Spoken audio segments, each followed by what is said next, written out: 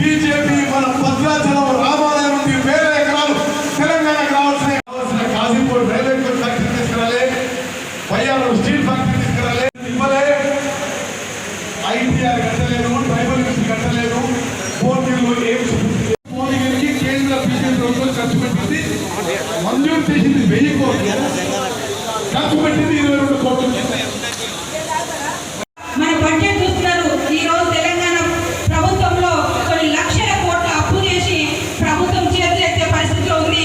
దయచేసి మీరు గమనించాలి. ఎందుకంటే పెన్షన్స్ వచ్చే వాళ్ళకి ఇవన్నీ అర్థమవుతలేదు, కానీ మరి ఉద్యోగస్తులు చదువుకున్న వాళ్ళు మీకు అంత లోటు బడ్జెట్ ఉందో దీన్ని మరి ఫ్యూచర్ ఎట్లుంటుందో మీకు తెలుసు. కాబట్టి తప్పకుండా మీరే ఓటు వేయడం కాదు, ఇక్కడికి వచ్చిన వాళ్ళు కానీ గర్వంగా నిలబడ్డామంటే కేవలం కాంగ్రెస్ పార్టీ దయ మాత్రమే అని గుర్తుపెట్టుకొని మరి ఈ సందర్భంగా మనవి చేసుకుంటూ, మరి ముఖ్యంగా ఇంకా వాళ్ళు కూడా గెలిస్తే టీఆర్ఎస్ పార్టీకి ఓదా కాబట్టి ఆ ఓటు వేస్ట్ అవుతుంది.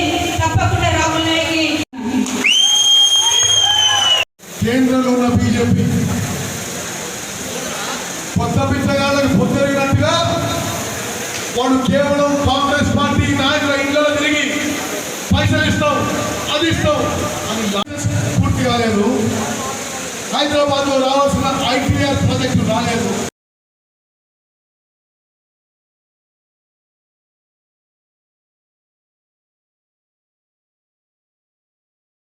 విశ్వవిద్యాలయాన్ని ఏర్పాటు చేసుకొని సీట్లు అమ్ముకొని కోట్లు గడిస్తుందని చెప్పి అంటున్నా. మళ్ళీ వస్తున్నాడు ఆయన ఒక సమైక్యవాదిగా తెలుగుదేశం కాంగ్రెస్ పార్టీని బతికించుకున్నావా? బతికించుకోవాలంటే రాహుల్ నాయక్ గారిని గెలిపియాలి. గెలిపిద్దామా? ఓకే.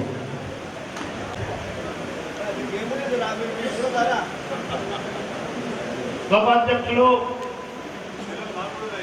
సింగపూర్ ఇందిరా గారికి, బీజేపీ జంగా రాఘవ్ రెడ్డి గారికి, అదేవిధంగా పిసిసి అధ్యక్షులైన ఉత్తమ్ కుమార్ రెడ్డి గారికి, కౌన్సిల్లో మన గొంతు మరియు ప్రజల గొంతు ఇస్తున్న జీవన్ రెడ్డి అన్న గారికి, అమ్మ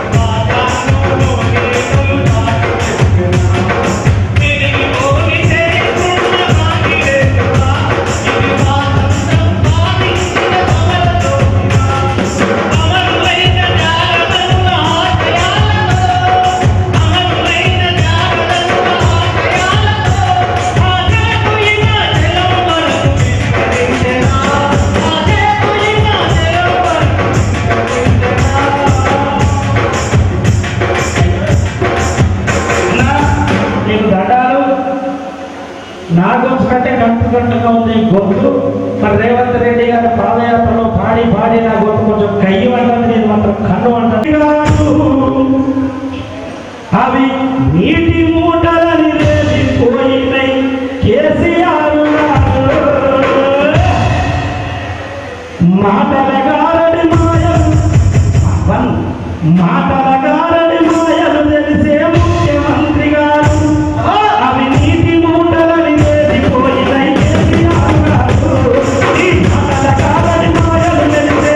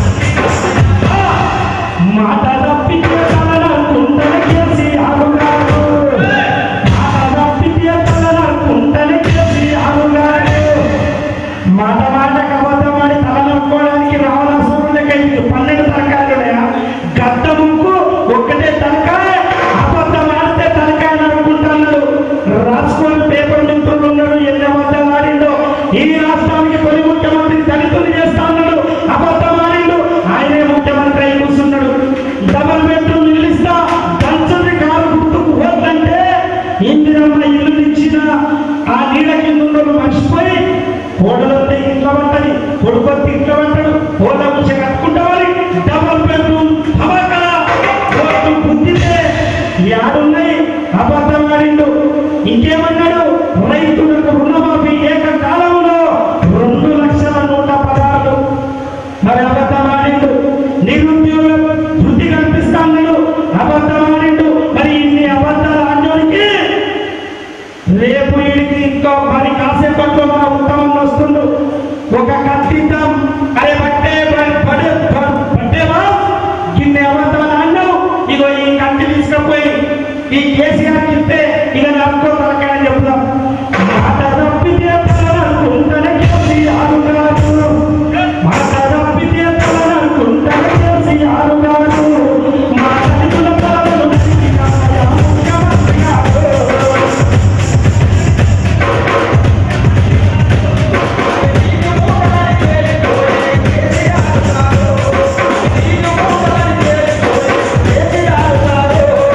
ప్రాజెక్టుల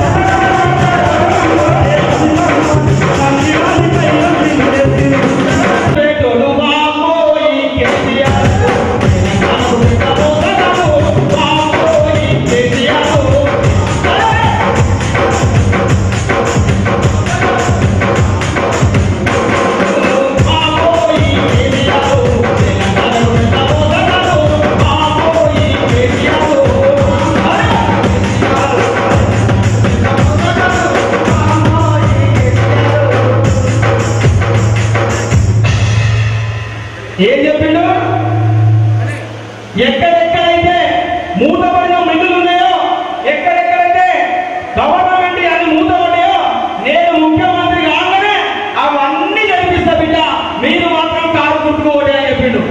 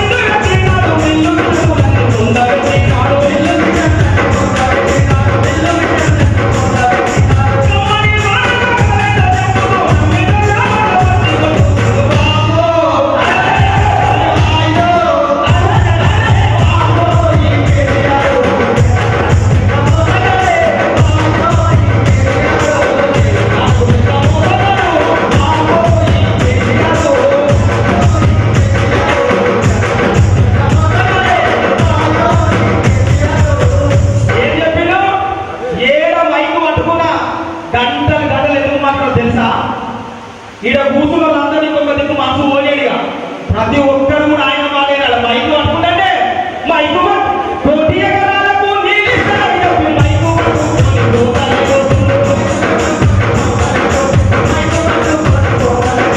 కోటి ఎకరాలకు నీళ్ళు ఇస్తారని చెప్పి మైకు పట్టుకొని పోతారే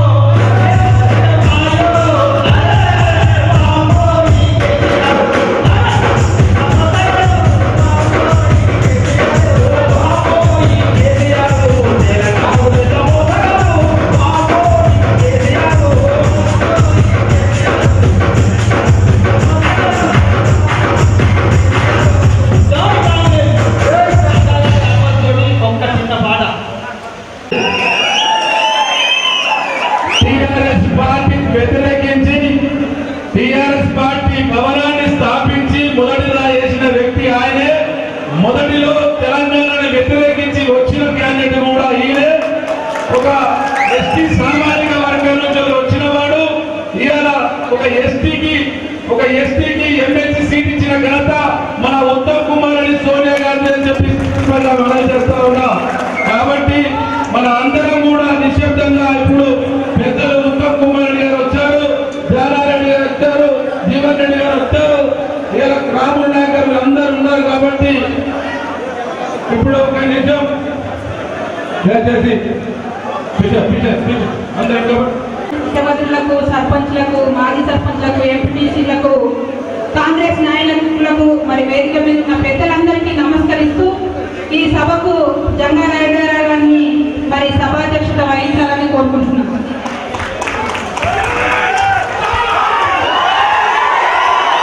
చేసినటువంటి పిసిసి ప్రెసిడెంట్ గారికి, మరి జీవన్ రెడ్డి గారికి, మరి ఎమ్మెల్సీ రాహుల్ గారికి, స్టేజ్ని అలంకరించిన పెద్దలకు, మరి ముఖ్యంగా కాంగ్రెస్ కార్యకర్తలకు, నాయకులకు చెప్పగానే మరి ఇంతగా తరలి వచ్చిన మీ అందరికీ రెండు చేతులు జోడించి నమస్కారాలు తెలియజేస్తున్నా. ఈ రోజంతా కాంగ్రెస్ పండుగలా ఉంది. ఇక్కడ చూస్తుంటే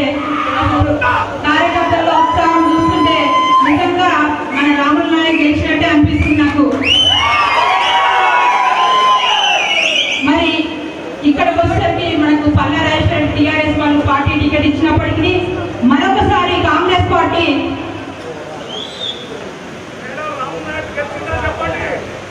మహిళా కాంగ్రెస్ జిల్లా అధ్యక్షురాలు గారు వచ్చారు, ఒకసారి పైకి రావాలని కోరుకుంటున్నాం. ఇందిరా గారు మరి కాంగ్రెస్ పార్టీ మాత్రము ఇక్కడ ఒక రెడ్డి సామాజికం ఇచ్చినప్పటికీ మరొకసారి మరి బలహీన వర్గాల పక్షాన ఉందని రుజువు చేసుకోవడానికి రాముల నాయక్ గారిని నిలబెట్టి మరి కాంగ్రెస్ పార్టీ యొక్క మంచితనాన్ని గుర్తు చేస్తుంది. కాబట్టి మనం అందరం కూడా, అంటే మీకు ఎక్కువ చెప్పాల్సిన అవసరం లేదు, ఇది అందరే చదువుకున్న వాళ్ళే కాబట్టి మరి టిఆర్ఎస్ పార్టీ ఏదైతే వాగ్దానాలు ఇచ్చిందో, మరి ముఖ్యంగా నిరుద్యోగుల విషయంలో ఇచ్చిన వాగ్దానం ఏంటంటే 3,000 రూపాయలు నిరుద్యోగ వృత్తి ఇస్తామని చెప్పారు. అది కూడా ఎలా చెప్పారు, మనం కాంగ్రెస్ పార్టీ మేనిఫెస్టోలో పెట్టిన తర్వాత మేము కూడా నిరుద్యోగులకు 3,000 వృత్తి ఇస్తామని చెప్పి ఈ రోజు దాన్ని ఊసేయట్లేదు, కనీసం ఎప్పుడు కూడా దాని డిస్కషన్ కూడా రాలేదు. మరి ఎంతో మంది స్టూడెంట్స్, ఎంతో మంది నిరుద్యోగులు బలిదానాలు అయితే తప్ప మన తెలంగాణ తెలుసుకోలేదు. కానీ మరి టిఆర్ఎస్ ప్రభుత్వం వచ్చిన తర్వాత వాళ్ళని విస్మరించి ఒక్క ఉద్యోగం కూడా ఇవ్వకుండా, మరి ముఖ్యంగా నిరుద్యోగులకు కూడా ఆ నిరుద్యోగ బుద్ధి ఇవ్వకుండా మాట దాటేసిన సంగతి మీరు గుర్తు చేసుకోండి. ఇంతకుముందు ఎమ్మెల్సీ ఉన్న రాజేశ్వరరావు గారు ఏం చేసిరని ఒకసారి క్వశ్చన్ చేసుకుంటే, ఆయన ఆస్తులు సంపాదించుకోవడము, ఆయనకు ఒక యూనివర్సిటీ తెచ్చుకోవడము టిఆర్ఎస్ పార్టీకి ఒక పండులాగా మారింది తప్ప మరి మరి నిరుద్యోగుల పట్ల కానీ మరి ఇక్కడ ఉన్న వాళ్ళకి ఏ విషయంలో కూడా ఆయన ఎలాంటి సహాయం చేయలేదు. మీకు తెలుసు. మీరు ఒక్కరు కూడా, మీరందరూ కూడా ప్రతి ఒక్కరు ఒకసారి ఆలోచించండి.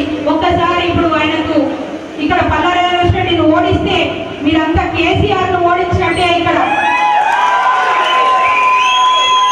కాబట్టి మనం కేసీఆర్ యొక్క మరి బలహీనత గుర్తు చేయాలంటే, కేసీఆర్ కి ఒకసారి బుద్ధి చెప్పాలంటే, పల్లారెడ్డి ఓడిపోతే కేసీఆర్ సీఎం పదవి దిగినట్టే అని మీరు గుర్తు చేసుకొని రాముల నాయకుని మెజార్టీతో గెలిపియాల. మరి ముఖ్యంగా ఇంకొకటి, ప్రతిసారి ఎలక్షన్స్ వచ్చినప్పుడల్లా ఏదో జిమ్మికులైన వాగ్దానాలు ఇచ్చి వాళ్ళు మరి మాట్లాడుతుంటారు. ఈసారి ఇక్కడ ఉన్న ఎమ్మెల్యే గారు ఏం చేశారంటే, టిఆర్ఎస్ అభ్యర్థం తీసుకుంటే ఒక హెల్త్ బులెటిన్ రిలీజ్ చేశాడు. ఏంటంటే అంబులెన్స్ ఫ్రీ ఇస్తాము, మెడిసిన్ ఫ్రీ ఇస్తాము, ఎమ్మెల్సీ మరి టిఆర్ఎస్ అభ్యర్థం తీసుకున్న వాళ్ళకి మాత్రమే ఇలాంటి సౌకర్యాలు ఇస్తారని చెప్పారు. కానీ మన కాంగ్రెస్ ప్రభుత్వము ఆరోగ్యశ్రీ పెట్టి ఎలాంటి కండిషన్ లేకుండా ఆరోగ్యశ్రీ కొనసాగ చేసింది. అదే కాదు, ఫీజు రియంబర్స్మెంట్ ఇచ్చి ఎంతో మంది వీరులను ఇంజనీర్లుగా నిలబెట్టిన ఘనత కాంగ్రెస్ పార్టీని. ఈ రోజు ఫీజు రియంబర్స్ లేకుండా చాలా మంది పిల్లలు చదువుకోలేని పరిస్థితిలో ఉన్నారు. మరి ప్రతి ఇంట్లో ఈ రోజు ఇంజనీరింగ్ స్టూడెంట్ ఉన్నారంటే కేవలం కాంగ్రెస్ పార్టీ ధైర్యాన్ని గుర్తుపెట్టుకోవాలా. కాంగ్రెస్ పార్టీ బీదల పక్షాన ఉండే పార్టీ ఏదైనా ఉందంటే కాంగ్రెస్ పార్టీ, మహిళల పక్షాన ఉన్నదంటే కాంగ్రెస్ పార్టీ, బలహీన వర్గాల పక్షాన పోరాడేది ఏదంటే కాంగ్రెస్ పార్టీ, రైతుల పక్షాన ఉండేది ఏదంటే కాంగ్రెస్ పార్టీ మాత్రమే అని మీరు గుర్తుపెట్టుకోవాలా. ఈ రోజు మరి కులాలకు అతీతంగా మరి ఈ రోజు మనం గర్వంగా నిలబడ్డాం అంటే కేవలం కాంగ్రెస్ పార్టీ దయ మాత్రమే అని మీరు గుర్తుపెట్టుకొని, ప్రతి ఒక్కరు కూడా మీరు సోషల్ మీడియా చూస్తున్నారు, తర్వాత మన బడ్జెట్ చూస్తున్నారు. ఈ రోజు తెలంగాణ ప్రభుత్వంలో కొన్ని లక్షల కోట్ల అప్పు చేసి ప్రభుత్వం చేతులెత్తే పరిస్థితిలో ఉంది. దయచేసి మీరు గమనించాలి. ఎందుకంటే పెన్షన్స్ వచ్చే వాళ్ళకి ఇవన్నీ అర్థమవుతలేదు. కానీ మరి ఉద్యోగస్తులు, చదువుకున్న వాళ్ళు, మీకు అందరికి తెలుసు ప్రభుత్వం ఎంత లోటు బడ్జెట్ ఉందో, ఇది మరి ఫ్యూచర్ ఎట్లుంటుందో మీకు తెలుసు. కాబట్టి తప్పకుండా మీరే ఓటు వేయడం కాదు, ఇక్కడికి వచ్చిన వాళ్ళు కానీ ఒక్కొక్కరు ఒక 10 ఓట్లు వేసి రాముల నాయకుని అత్యధిక మెజార్టీ ఇచ్చి గెలిపిస్తారని మరి ఈ సందర్భంగా మనవి చేసుకుంటూ, మరి ముఖ్యంగా ఇంకా ఇండిపెండెంట్ పార్టీ నిలబడ్డ వాళ్ళు కూడా ఎవరైనా అడిగితే వాళ్ళు మన పార్టీకి చెందిన వాళ్ళు కాదు, వాళ్ళు కూడా గెలిస్తే టీఆర్ఎస్ పార్టీకి ఓటర్ కాబట్టి ఆ ఓటు వేస్ట్ అవుతుంది. తప్పకుండా రాముల నాయకుని ఓటేసి గెలిపిస్తారని మనవి చేసుకుంటూ ముగిస్తున్నాను.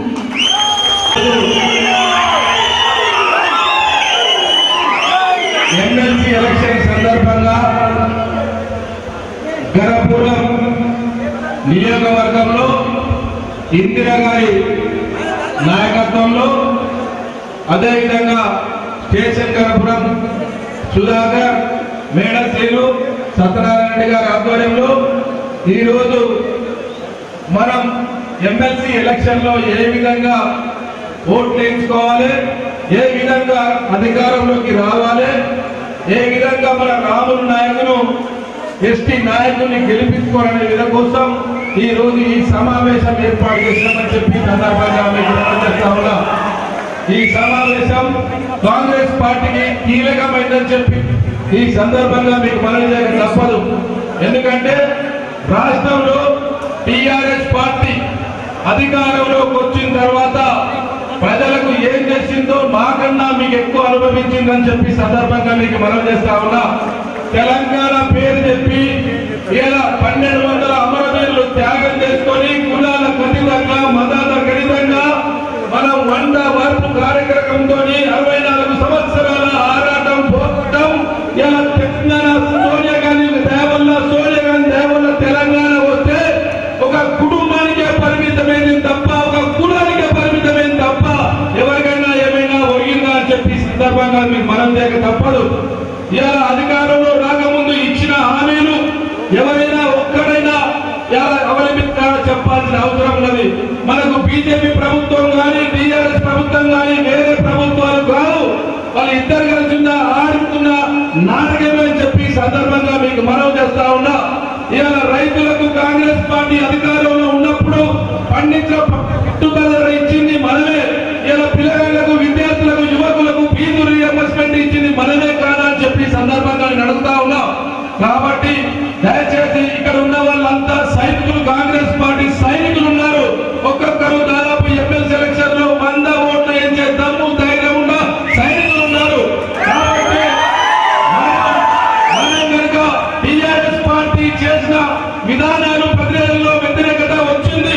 ఇప్పుడు కనుక మనం టిఆర్ఎస్ పార్టీని ఎండగట్టకపోతే ఇవాళ మనం ఎమ్మెల్సీని ఓడియకపోతే మన రాములు నాయక్ గారిని దయచేసి మనమందరం ఒక ఎస్టీ సామాజిక వర్గానికి చెందినవాడు.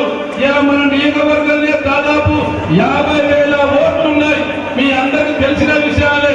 కాబట్టి దయచేసి దళితులంతా, గిరిజనులంతా, బీసీలంతా, ఈ ఉన్నత వర్గానికి చెందిన ఇలా పల్లా రాజశేఖర గురించి మనం కొత్తగా చెప్పుకోవాల్సిన అవసరం ఉన్నది. పల్లా రాజశేఖర గారిది మన తిమ్మంపేట ఊరే అని చెప్పి మీ సందర్భంగా మీకు తెలియజేయక తప్పదు. తిమ్మంపేటలో ఇలా ఒక మహిళా లెక్చరర్ దగ్గర కాలేజీ గుంజుకొని ఎల్లగొట్టిన సంగతి మీ అందరికి తెలిసిందే అని చెప్పి సందర్భంగా నేను మనం చేస్తా ఉన్నా.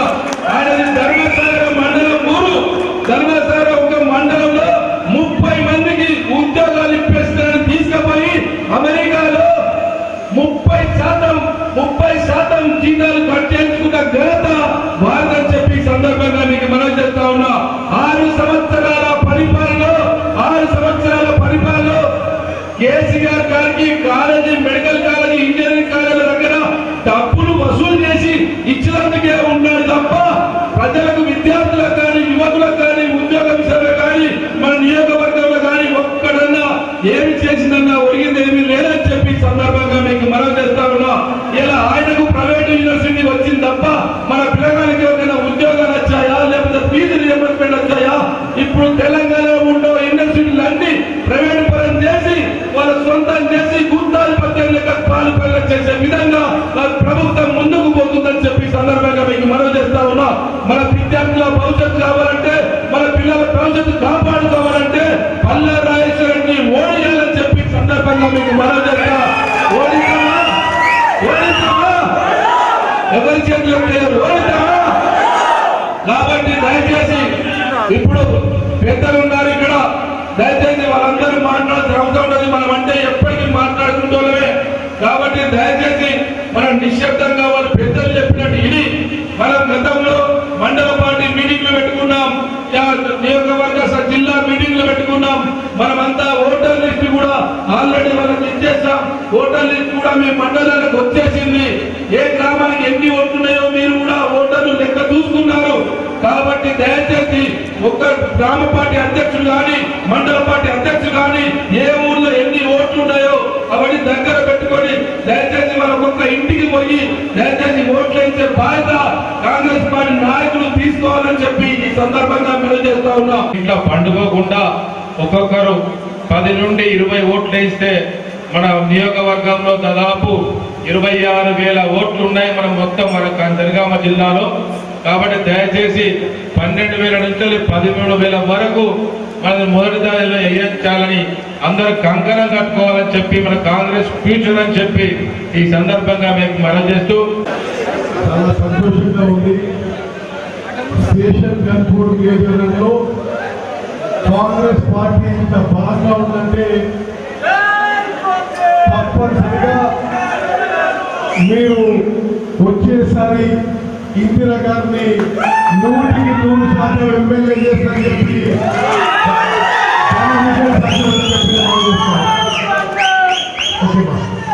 ఒక నేను వచ్చిన విషయం 10 నిమిషాలు మాట్లాడతా, తర్వాత స్థానిక విషయాలు మాట్లాడడం.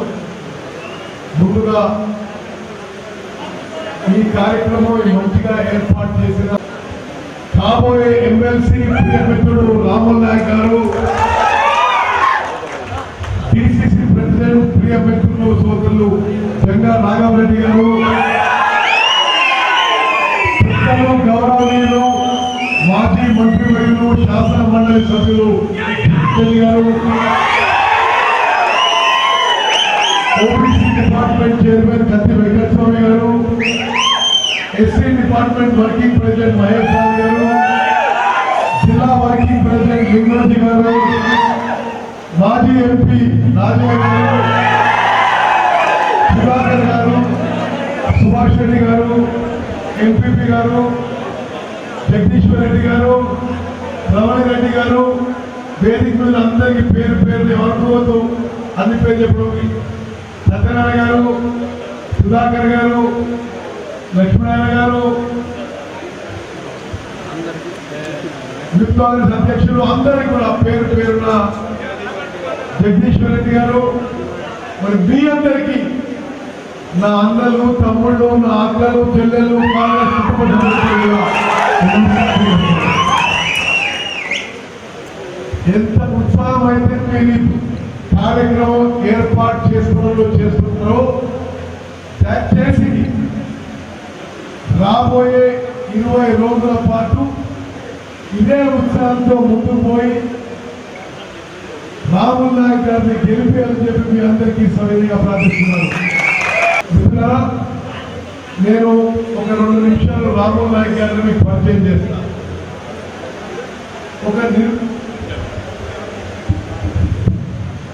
ఒక నిరుపేద లంబాడ కుటుంబంలో పుట్టి చాలా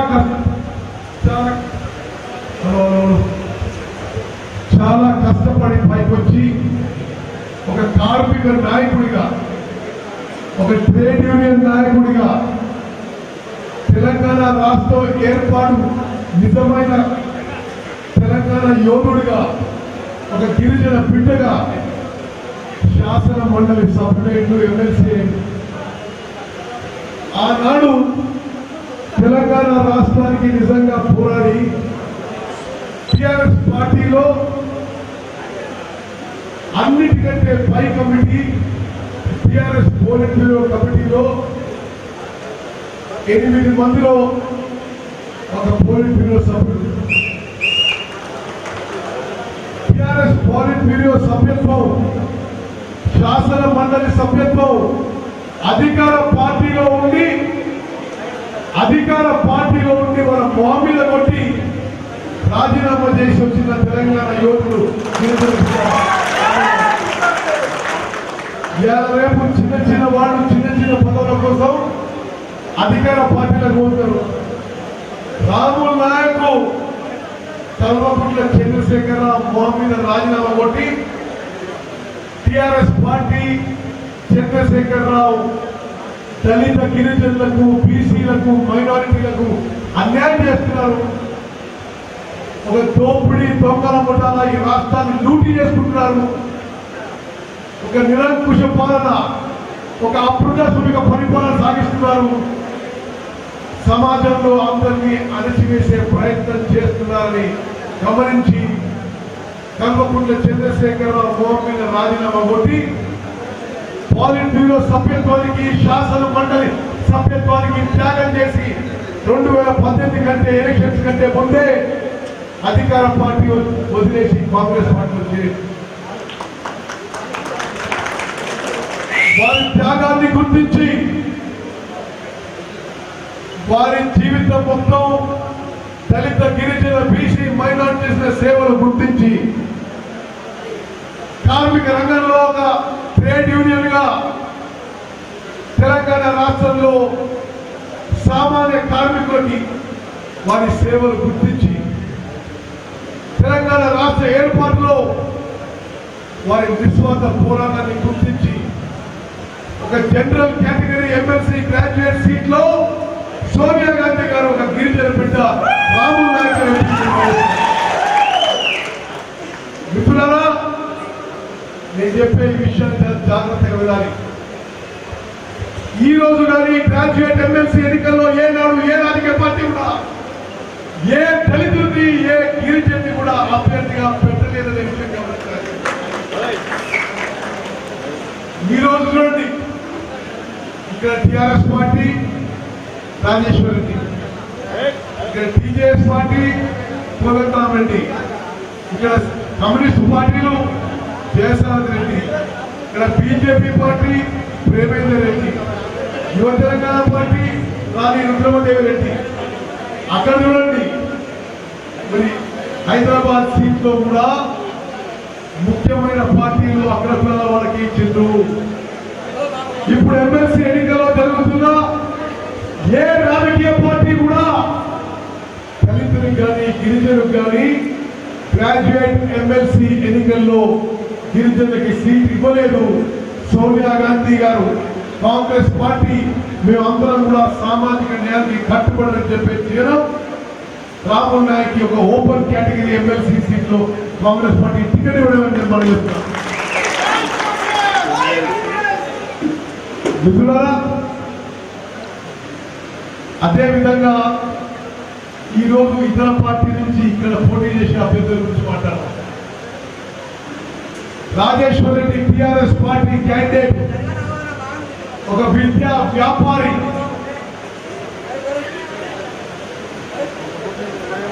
కేసీఆర్ కి ఒక చెంచాగిరి చేసి, గులాంగిరి చేసి, కుమాసగిరి చేసి పూర్తిగా తన ఎమ్మెల్సీ కాలాన్ని పైరవీకులు చేసుకుని వందల వేల కోట్లు సంపాదించుకున్నారు. చిన్న ప్రైవేట్ కాలేజీ నుంచి ఒక ప్రైవేట్ విశ్వవిద్యాలయం రాజేశ్వరి పెట్టుకున్నట్టే బ్రోకర్ పొందే తప్పే మరొకటి కాదని చెప్పని చెప్తారు. విద్యా వ్యవస్థకు ఒక బ్రోకర్ గా ఉండి అతను తన ఎమ్మెల్సీ పదవిని పూర్తిగా తన వ్యాపారానికి, తన విద్యా వ్యాపారానికి కేటాయించిండు. ఎన్నడన్నా కనుపూరు కానీ జనగాం జిల్లాలో కానీ ఎవరికన్నా ఉపయోగపడే ఒక అభివృద్ధి కార్యక్రమం కానీ ప్రజలకు మేలు చేసే కార్యక్రమం రాజేశ్వరి చేసినారు. ఎన్నడని 6 ఏళ్ళు అవుతుందా? మళ్ళా ముందుకు వస్తున్నాడు, మూటలు డబ్బుల సంచులు తీసుకొస్తున్నాడు, బాటిళ్ళ లారీలు తీసుకొస్తున్నాడు. తీసుకోండి, తాగండి, తినండి, ఓటు మాత్రం రామన్ నాయక్ అని చెప్పి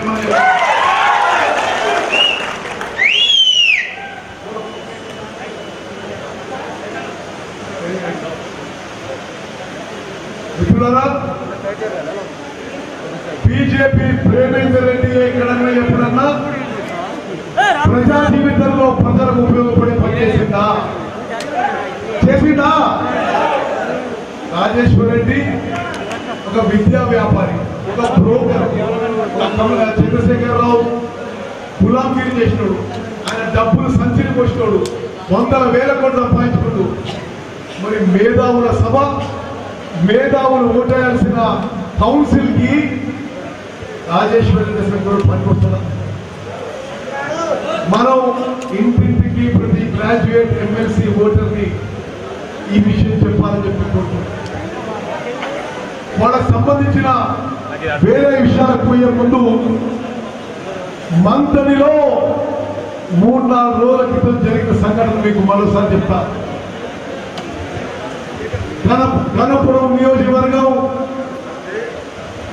జనగాం జిల్లా కాంగ్రెస్ కార్యకర్తలు, విలేకరు మిత్రులు జాగ్రత్తగా వినాలి.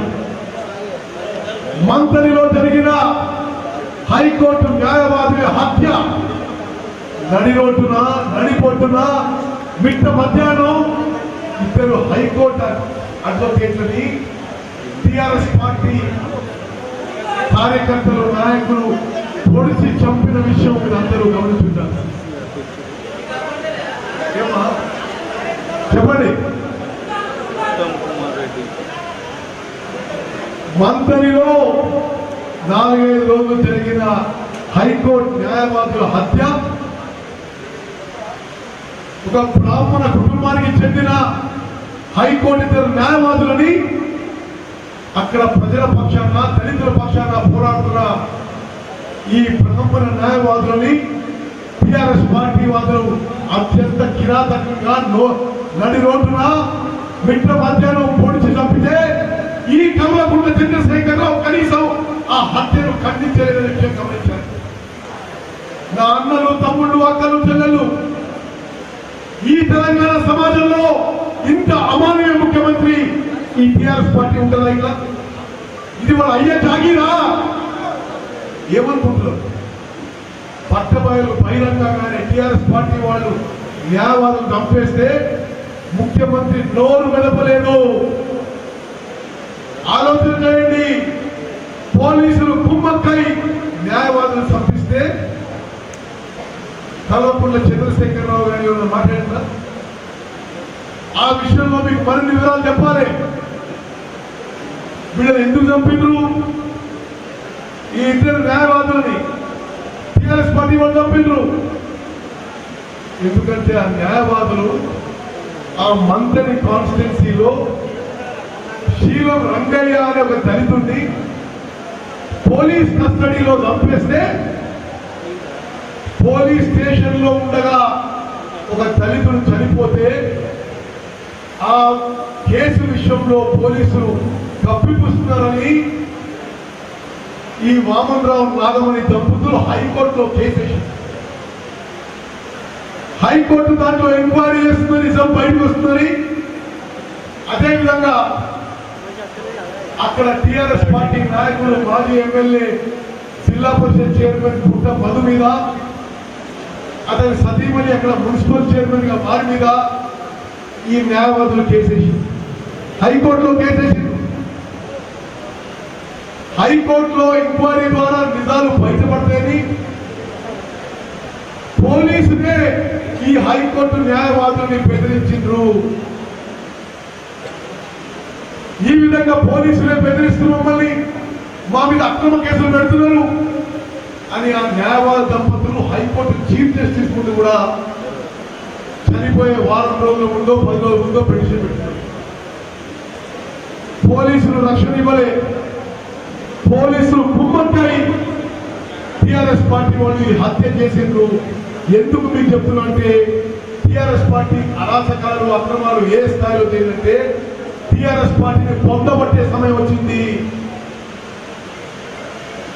ఎక్కడ చూసినా TRS party sand, land, mines, wines, అవునా కదా?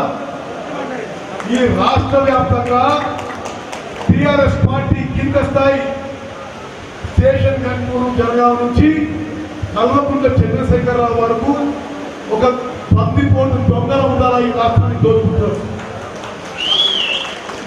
మీరు శాండ్, ల్యాండ్, మైన్స్, వైన్స్ అన్ని టిఆర్ఎస్ పార్టీ. ఇప్పుడు మళ్ళా అది చేయడం కాక తెర మీద పడి చంపుతున్నారు. మరి ఈ గ్రాడ్యుయేట్ ఎమ్మెల్సీ ఎన్నికల్లో టిఆర్ఎస్ పార్టీకి గుర్తు చెప్పాల్సిన సమయం వచ్చింది. మిత్రులారా, గ్రాడ్యుయేట్ ఎమ్మెల్సీలో ఓటర్లు ఎవరుంటారు? గ్రాడ్యుయేషన్ చేసి ఉద్యోగం రానివాడు నిరుద్యోగులు, గవర్నమెంట్ లో ప్రైవేట్ లో ఉద్యోగస్తులు, రిటైర్ అయిన వాళ్ళు, ఆర్టీసీ ఎంప్లాయీస్, ఎలక్ట్రిసిటీ ఎంప్లాయీస్, ప్రొఫెసర్లు, లెక్చరర్లు, టీచర్లు, కొంత సమాజంలో చైతన్యం ఉన్నవాళ్ళు. నేను ఇక్కడికి వచ్చిన వేదిక మీద పెద్దలందరికీ, అందరి నాయకులకి, ఇచ్చిన కార్యకర్తలందరికీ చేతులెత్తి విజ్ఞప్తి చేస్తున్నా, ఈ రోజు నుంచి 14వ తారీఖు వరకు ఇంకే పని పెట్టుకోకుండా ఓటర్ లిస్టు డౌన్లోడ్ చేసుకొని మీలో ప్రతి ఒక్కరు కూడా ప్రతిరోజు ఓటర్లను కలవాలని చెప్పి మీకు సవినయంగా విజ్ఞప్తి చేస్తున్నాను. మీరు కన్పూర్ నియోజకవర్గంలో జనగామ జిల్లాలో భారీ మెజార్టీ రాముల నాయకుని తీసుకొస్తారని చెప్పి నాకు సంపూర్ణ నమ్మకం ఇస్తారు. బూత్ వారీగా లెక్కలు జరుగుతాయి. ఉట్టిగానే ఏదో నాకు చెప్పిపోవడం కానీ వేరే నాయకులు చెప్తుంటాను. పోలింగ్ అయినాక కౌంటింగ్ బూత్ వారీగా లెక్కలు జరుగుతాయి. ఎవరు పనిచేసిందో లేదో కూడా బయటపడతాని చెప్పి నేను మనం చేస్తున్నాం. మిత్రులారా, టీఆర్ఎస్ పార్టీ ఏ మొహం పెట్టుకొని ఓట్లు అడుగుతారు? గ్రాడ్యుయేట్ ఎమ్మెల్సీ విలేకరు మిత్రులు గమనించాలి. మొన్న పే రివిజన్ కమిషన్ లో రిపోర్ట్ అధికారిక రిపోర్ట్ లో తెలంగాణ ప్రభుత్వంలో ఈ రోజు 191,000 ఉద్యోగాలు ఖాళీ ఉన్నాయన్నారు. ఈ రోజు ఈ ముందు నష్టపు టీఆర్ఎస్ ప్రభుత్వంలో మన పిల్లలకి ఉద్యోగాలు రాకుండా ఇబ్బంది పడుతుంటే, నా తమ్ముళ్ళు చెల్లెళ్ళు చాలా తీవ్ర ఇబ్బందుల్లో ఉంటే, ఈ రోజు కూడా ప్రభుత్వంలో 191,000 ఉద్యోగాలు ఖాళీ ఉన్నాయని చెప్పి అధికారికంగా పే రివిజన్ కమిషన్ రిపోర్ట్ ఇచ్చింది. అంటే ఈ ప్రభుత్వంలో ఈ టీఆర్ఎస్ లో ఉన్న పెద్ద మనుషులు సన్నాసులా తగ్గమలా ఏమన్నా? 7 ఏళ్ల పరిపాలన తర్వాత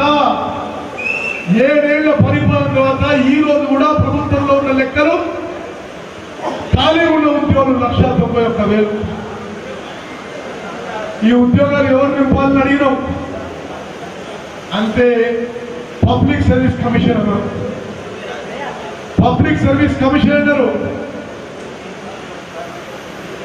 నేను పబ్లిక్ సర్వీస్ కమిషన్ ఫోన్ చేసిన, అరే ఉద్యోగాలు నింపాలి కదా, ఈ పబ్లిక్ సర్వీస్ కమిషన్ వాళ్ళని విలేకరులకు చాలా ముఖ్యమైన విషయం చెప్తున్నాడు. నేనే ఫోన్ చేసిన. Public service commission chairman office phone చేస్తే, అవును సార్ మేమే నింపాలి ఉద్యోగాలు, కానీ పబ్లిక్ సర్వీస్ కమిషన్ లో ఒక చైర్మన్, ఒక వైస్ చైర్మన్, 10 మంది సభ్యులు ఉండాలి. చైర్మన్ పదవి ఖాళీ, వైస్ చైర్మన్ లేడు, 10 మంది సభ్యుల్లో 2 ఉన్నారు. అందుకోసమే రిక్రూట్మెంట్ జరగడం లేదు, నోటిఫికేషన్ రావడం లేదని చెప్పారు. అంటే 191,000 ఉద్యోగాలు ఖాళీ, పబ్లిక్ సర్వీస్ కమిషన్ ఖాళీ ఉంది.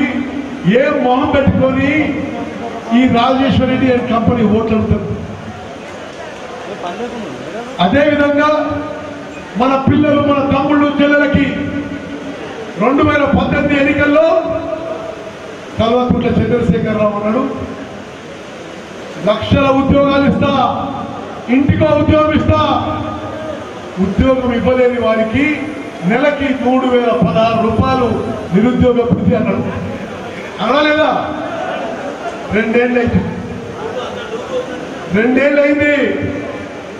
తుప్పాకలో జిహెచ్ఎంసీలో టీఆర్ఎస్ పార్టీని ప్రజలు గుర్తుతే ఆ నిరుద్యోగ భృతి గుర్తుకొచ్చింది. ఆమె 2-3 రోజులు ఇస్తూ ఉన్నారు. 2 ఏళ్ళు అయింది. 2-3 నెలల్లో మొదలు పెడతామని చెప్పిన వాళ్ళు 2 నెలలు అయింది. ఈసారి కూడా గ్రాడ్యుయేట్ ఎమ్మెల్సీ ఎన్నికల్లో టీఆర్ఎస్ పార్టీని దిమ్మ తిరిగే షాక్ ఇస్తే నిరుద్యోగ వృద్ధి గుర్తుకొస్తున్నారు. మా తమ్ముళ్ళకి చెల్లెళ్ళకి నిరుద్యోగ వృద్ధి రావాలని వాళ్ళు అక్కడ చెప్తున్నా, మీకు 2 ఏళ్ల బకాయి రావాలి.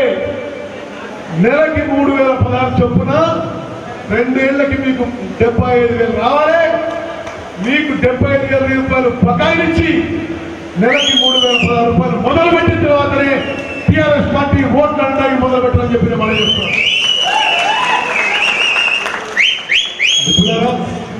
ఉద్యోగస్తుల విషయం, ఉద్యోగస్తులని తెలంగాణ ఉద్యమంలో కల్వకుంట్ల చంద్రశేఖరరావు ఉపయోగించుకొని సకల జనుల సమ్మని రకరకాల కార్యక్రమాలు చేయించి తెలంగాణ వచ్చిన తర్వాత వాళ్ళ వల్ల ఆయన కుర్చీలో కూర్చొని ఉద్యోగస్తుల విషయం మర్చిపోయాడు. పే రివిజన్ కమిషన్ ద్వారా కేవలం 7.5% ఫిట్మెంట్ ప్రకటించిండ్రు. హౌస్ రెంట్ అలవెన్స్ తగ్గించిండ్రు. మన ఉద్యోగస్తులకు చెప్పాలి, మీరు టిఆర్ఎస్ పార్టీని చిత్తుగా ఓడిస్తే మీ ఫిట్మెంట్ 7.5% నుంచి కనీసం 43% అవుతుంది. మీ హౌస్ రెంట్ అలవెన్స్ కూడా తిరిగి నెక్స్ట్ అవుతుందని చెప్పి మనం అదేవిధంగా నరేంద్ర మోదీ అని తక్కువ తినలే. సంవత్సరం నుంచి ఉద్యోగస్తులకి టిఆర్ఎస్ అలవెన్స్, ఉద్యోగస్తులకి పెన్షన్లకి టీఏ ఆపేసిన విషయాన్ని మనం చెప్తున్నాం. మిత్రులారా, బీజేపీ వాళ్ళు కేంద్ర ప్రభుత్వం నుండి 7 ఏళ్ళైంది. తెలంగాణ రాష్ట్రానికి, తెలంగాణ ప్రజానీకానికి, తెలంగాణ దళితులకి, గిరిజనులకి, బీసీలకి, మహిళలకి బీజేపీ ₹1 పనిచేయలేదు. మనం చేస్తున్నాం. కేంద్రంలో ఉన్న బీజేపీ పొద్దపిచ్చగాళ్ళకు పొద్దరిగినట్టుగా వాడు కేవలం కాంగ్రెస్ పార్టీ నాయకుల ఇళ్లలో తిరిగి పైసలు ఇస్తాం, అది ఇస్తాం అని లాలూచి పట్టి దిగజారే రాజకీయాలు తప్పితే మరొకటి లేదని చెప్పారు. బీజేపీ నాయకులు అడగండి, నరేంద్ర మోదీ ప్రధానమంత్రి అయి మీరు కేంద్రంలో 7 ఏళ్ళు ఉంచున్నారు, ₹1 తెలంగాణకి ఇచ్చిందని. చట్టపరంగా తెలంగాణకి రావాల్సిన కాజీపేట రైల్వే కోచ్ ఫ్యాక్టరీ చేయలేకపోయినారు, చట్టపరంగా బయ్యారం స్టీల్ ఫ్యాక్టరీ కట్టలేకపోయినారు, చట్టపరంగా మనకు రావాల్సిన ములుగులో సెంట్రల్ ట్రైబ్యునల్ రాలేదు, భువనగిరిలో ఆల్ ఇండియా మెడికల్ సైన్సెస్ పూర్తి కాలేదు, హైదరాబాద్ లో రావాల్సిన ఐటీఐ ప్రాజెక్టులు రాలేదు. ఏ మొహం పెట్టుకుని బీజేపీ వాళ్ళు ఓట్లాడుతున్నారు అంటున్నారు.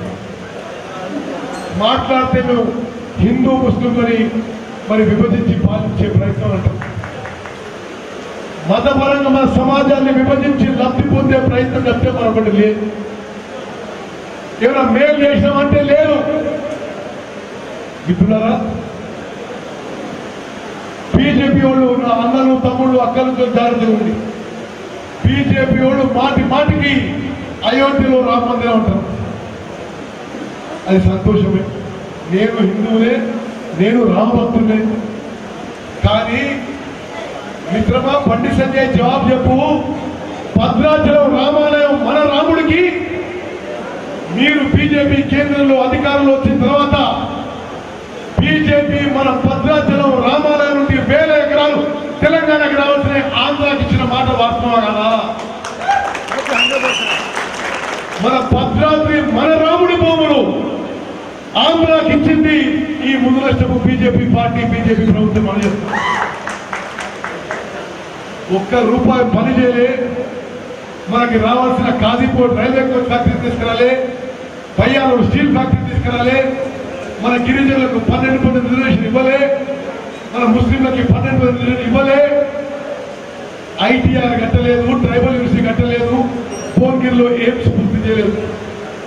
మీ అందరికీ భువనగిరి దగ్గరే కదా, మీరు హైదరాబాద్ వద్ద చూస్తున్నారు. రోడ్డు మీద 2.5 ఏళ్ళు అయింది. మొన్న నేను పార్లమెంట్ లో కేంద్ర ఆరోగ్య శాఖ మంత్రి నిలదీసిన. 2.5 ఏళ్ళు అయింది. మీ ముదునష్టపు బీజేపీ ప్రభుత్వం 1000 కోట్లు మంజూరు అన్నారు. ఎంత ఖర్చు చేసినాము? 22 కోట్లు అన్నారు. సిగ్గుందా అని అన్నారు. 2 ఏళ్లలో ఎయిమ్స్ భువనగిరికి కేంద్ర బీజేపీ ప్రభుత్వం ఖర్చు పెట్టింది. మంజూరు చేసింది 1000 కోట్లు, ఖర్చు పెట్టింది 22 కోట్లు. మరి బీజేపీ పార్టీలో పెద్ద మనుషులు, ఎంపీలు ఒక్కనాడు కూడా, నేను ఎంపీగా చెప్తున్నా మీకు, ఒక్కనాడు కూడా ఈ బీజేపీ ఎంపీలు తెలంగాణ రాష్ట్రానికి సంబంధించిన ఏ అంశాలు కానీ, తెలంగాణ సమాజానికి సంబంధించిన ఏ అంశాలు కానీ నోరు మెదపరు. మిత్రులారా, టిఆర్ఎస్ పార్టీని, బీజేపీ పార్టీని చిత్తుగా ఓడించే సమయం. రాముల నాయకు గిరిజన బిడ్డ, తెలంగాణ ఉద్యమకారులు, కార్మిక నాయకులు,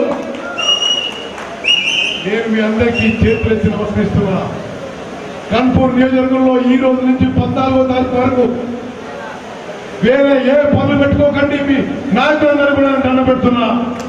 ఉట్టిగా ఏదో స్పీచ్ ఇచ్చి మా మాటలు విని ఇంట్లో పోయి పండుకోకండి. కష్టపడి పని చేయాలని చెప్పి కోరుకుంటున్నా. అదేవిధంగా మన ముస్లిం సోదరులకు చెప్పాలి, మీరు मेरे मुसलमान भाई बहन, अब याद रखना, टीआरएस को वोट देना बीजेपी की वोट देने के बराबर है। टीआरएस बीजेपी नी गली में कुश्ती, दिल्ली में दोस्ती. ఇక్కడేదో మాటలు అనుకుంటారు. పార్లమెంట్ లో ఇప్పుడు రైతు వ్యతిరేక చట్టాలతో సహా మొదలు భారత రాష్ట్రపతి ఎన్నిక, భారత ఉపరాష్ట్రపతి ఎన్నిక, డిమానిటైజేషన్, జిఎస్టి, కాశ్మీర్ ఇష్యూస్ అన్నిట్లో నేను పార్లమెంట్ సభ్యులు చెప్తున్నా, टीआरएस बीजेपी కలిసిమెలిసి ఉంటాయి. मेरे मुसलमान भाई बहन याद रखना, टीआरएस बीजेपी मिले हुए हैं. टीआरएस को वोट डालना बीजेपी को वोट डालने के बराबर है. अगर बीजेपी को हराना है, अगर नरेंद्र मोदी को हटाना है, सिर्फ कांग्रेस कर सकती है. कांग्रेस आपके साथ रहेंगे. मेरे मुसलमान भाई बहन, हम आपके साथ हैं. कांग्रेस पार्टी को वोट दो, रामू नायक साहब को जिता दो. बहुत बहुत धन्यवाद. जय हिंद, जय कांग्रेस. విద్యార్థులకు, యూత్ కాంగ్రెస్ నాయకులకు, दिया बापूना, दादी दादा से मारो राम राम. તમાર જનતા में નાયકો અત્યારથી કાઉન્સિલર કોની એમએમસી સીટ લઈ જાય વસ્તુ आहे તો તમ વોટ ગાલો સકા ગાલો ની ગાલેવા સકા ની હાથ પાડો.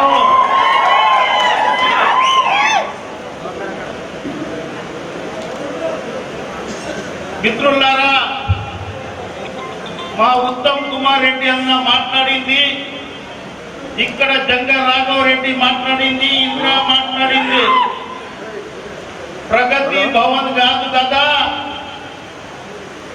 ఢిల్లీ ప్రధాని మంత్రి చెవులో కాంగ్రెస్ కాంగ్రెస్ కాంగ్రెస్ కాంగ్రెస్ అని కలం కొట్టు పెట్టి తెలంగాణలో కాంగ్రెస్ సర్కార్ వస్తున్నది ఇవ్వాలంటే మీరు అంటే మీడియా మిత్రులు, ప్రింట్ మీడియా మిత్రులు చెప్పాలి. ఉత్తమ్ కుమార్ అన్న ఇంత మాట్లాడితే ఇంత రాస్తారు మీరు. కేటీఆర్ ఒక్క మాట మాట్లాడితే ఇంత పెద్దగా రాస్తారు మీరు. మేము చూస్తున్నాం, మేము వింటున్నాం, మేము గ్రహిస్తూ ఉన్నాం, మీకు ప్రాధాన్యపడుతూ ఉన్నాం. ఉన్నది ఉన్నట్టు రాయమంటున్నాం, లేనిది రాయకండి అని అంటున్నాం. కానీ ఇవాళ ఈ దేశంలో ముఖ్యమంత్రి వచ్చిన తర్వాత ఆ రోజు బ్రిటిష్ వాళ్ళతోటి, బ్రిటిష్ వాళ్ళు ఉన్నప్పుడు భారతీయులు ఎంత భయపడుతుంటేనో 2014 తర్వాత టీఆర్ఎస్ పార్టీ వచ్చిన తర్వాత తెలంగాణ ప్రజలు అంతే భయపడుతుంది. ఆ రోజు వకీళ్ళు లేకపోతే తెలంగాణ లేదు. ఆ రోజు కోర్టులను బైకాట్ చేసిన వకీలు తెలంగాణ గురించి ఆ రోజు కేసీఆర్ కి యాదకొచ్చింది. ఈ రోజు ప్రశ్నిస్తే వారికి చంపుతున్నారు, చంపబడుతున్నారు, చంపేయబడుతున్నారు. ఆ రోజు విద్యార్థులు రాను కొట్టిస్తే తెలంగాణ వచ్చింది. ఇవి నేను అన్ని చెప్పకుండా ఎమ్మెల్సీ ఎన్నికల్లో చెప్తా. కాంగ్రెస్ పార్టీకి ఎందుకు ఓటేయాలి, టీఆర్ఎస్ పార్టీకి ఎందుకు ఓటేయవద్దు, భారతీయ జనతా పార్టీకి ఎందుకు ఓటేయవద్దు, ఇండిపెండెంట్ లో పోటీ చేస్తున్న మా ప్రొఫెసర్ తీన్మార్ మల్లన్న ఇంకోలకు ఎందుకు ఓటేయవద్దనే అంశం మీద మీ దగ్గరకు వస్తున్నా. ఇవాళ ఆ రోజు 1200 మంది చనిపోతే బిడ్డలు రానినట్లు విద్యార్థులు రాస్తే ఇదే కాంగ్రెస్ పార్టీ ఆ రోజు మా రాజయ్య 12 మంది ఎంపీలు పార్లమెంట్ లో గొడవ చేయకపోతే ఈ కాంగ్రెస్ పార్టీ ఎంపీలు గిట్ట మాకు తెలంగాణ కావాలి అని కొట్లాడకపోతే ఆ తల్లి తెలంగాణ ఇచ్చేది కాదు. మా ఊరు గిట్ట కొట్లాడుతున్నారు. ఇందులో నిజాయితీ ఉందని ఇచ్చింది. ఏమన్నాడు ఆ రోజు మన ముఖ్యమంత్రి? అమ్మా నీవు తెలంగాణ నేను నా పార్టీని విలీనం చేసేస్తా అన్నాడు. 18-14 సంవత్సరాలు ఇద్దరం ఒకటే గ్లాస్, ఒకటే తల్లే, ఒకటే సోడా, ఒకటే వాటర్.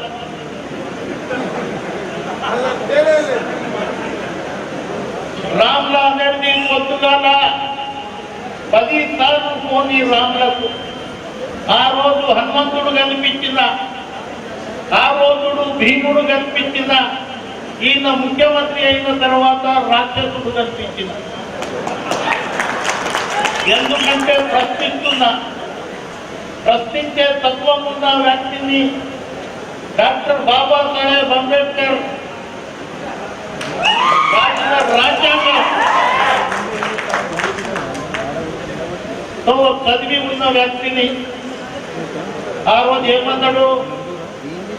దళిత ముఖ్యమంత్రి అన్నాడు, 3 ఎకరాల భూమి అన్నాడు, ప్రతి ఇంటికి ఒక ఉద్యోగం అన్నాడు, మన పిల్లలకు భవిష్యత్తు ఉంటుంది అన్నాడు, ప్రతిదీ రకరకాల అన్నాడు. కానీ ఆ రోజు దళితుని ముఖ్యమంత్రి చేయలే. మళ్ళా శ్రీమతి సోనియా గాంధీ 2018 ఎన్నికల్లో కాంగ్రెస్ పార్టీ ఓటమి చెవి చూసిన తర్వాత 19 మంది గెలిస్తే మళ్ళా ఒక దళితునికి సిఎల్పి లీడర్ చేసిన ఘనత ఈ కాంగ్రెస్ పార్టీకి ఉంది. నేనైతే ముఖ్యమంత్రి చేయలే, మళ్ళా కాంగ్రెస్ పార్టీ దళితునికి ఒక సిఎల్పి లీడర్ చేసిందని ఓర్వక బట్టి విక్రమార్క కట్టే పంతం చూసి ఓర్వక బట్టి విక్రమార్క మాట్లాడే మాటలను చెవులలో తూటలు పొడిచినట్లు ఈయనను పక్కకు జరపాలి అని 12 మంది ఎమ్మెల్యేలను జనగాం అంగంలో దున్నపోతులను కొన్నట్లు కొని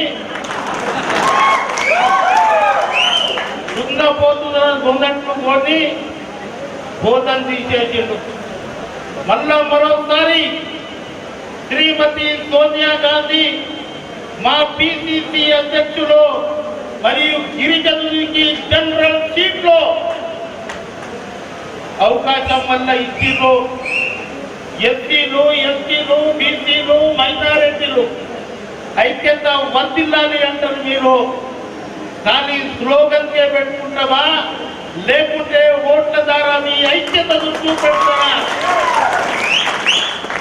బాబాసాహెబ్ అంబేద్కర్ ఇచ్చిన బుల్లెట్ కంటే పవర్ఫుల్ బ్యాలెట్ ని తీసుకుంటారా రేపు 14వ తేదీ? ఇవాళ నేను చూస్తున్న జనగాంలో ఇక్కడ ఇంద్ర నియోజకవర్గంలో ప్రతి ఒక్కరు ఇంకో మంచి ఓటు తీసుకోవస్తే వీళ్ళ డిపాజిట్ రాదు నా మీద పోటీ చేసి కనిపిస్తుంది నాకు. అందుగురించే ఇవాళ మీకు ఇచ్చిన ప్రతి ఓటు ఇవాళ పల్లె రాజేశ్వర రెడ్డి గురించి 2 విషయాలు మీకు చెప్తా. పల్లె రాజేశ్వర రెడ్డి పోయినసారి గెలిచిండు. ఆ రోజు ఏమన్నాడు? నిరుద్యోగుల గురించి ఎప్పుడు మాట్లాడలే, విద్యార్థుల గురించి ఎప్పుడు మాట్లాడలే, ఫీజు రింబర్స్మెంట్ గురించి ఎప్పుడు మాట్లాడలే, ప్రైవేట్ లెక్చరర్ల గురించి ఎప్పుడు మాట్లాడలే, మరియు కాంట్రాక్ట్ కార్మికులకు ఒకే పెన్ను సంతకంతో అందరినీ పర్మనెంట్ చేస్తా అన్నాడు. అది మాట్లాడాలి. ఈయన మాట్లాడింది 6 సంవత్సరాలు 4 సంవత్సరాలు నేను ఉన్నా కదా. కేసీఆర్ వావా వావా అంటే ఈయన ఓ హవా అనాలి. అదే మాట్లాడింది. ఈయన కాళేశ్వరం తోటి సంబంధం ఏందయా? ఈయనకు రైతు సంబంధం శక్తితోటి సంబంధం ఏందయా? నీకు ఓటేసింది ఎవరయ్యా? నీ గ్రాడ్యుయేట్లు ఓటేసిరా లేకుంటే నీకెవరు ఓటేసారు?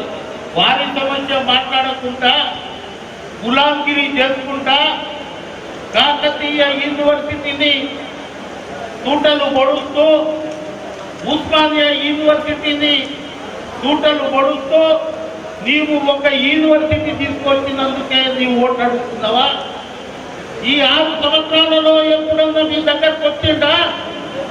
వస్తే చేతుల్లో పెట్టండి, రాకపోతే ఇట్లా అనండి. రాలే. ఇప్పుడు వస్తుండే ఇంత సారా కూర కార, మీరు కన్ఫ్యూజ్ అవుతారు. మళ్ళా అయిపోయింది తమ్మి. ఆసారి అయితే గెలిపించారో మీ కాళ్ళు పట్టుకుంటా, మీ కడుపులో తలకాయ పెడతా, 10,000 ఇస్తా. కారు 10,116 తీసుకోండి. ఇది సరిపోతలేదు, ఇంకో 10,000 తీసుకోండి. ప్రశ్నించే గొంతు రాములు నాయక్కి ఓటేయండి. గులాంగిరి చేసే పల్లె రాజేశ్వర రెడ్డికి ఇంటికి పంపించండి.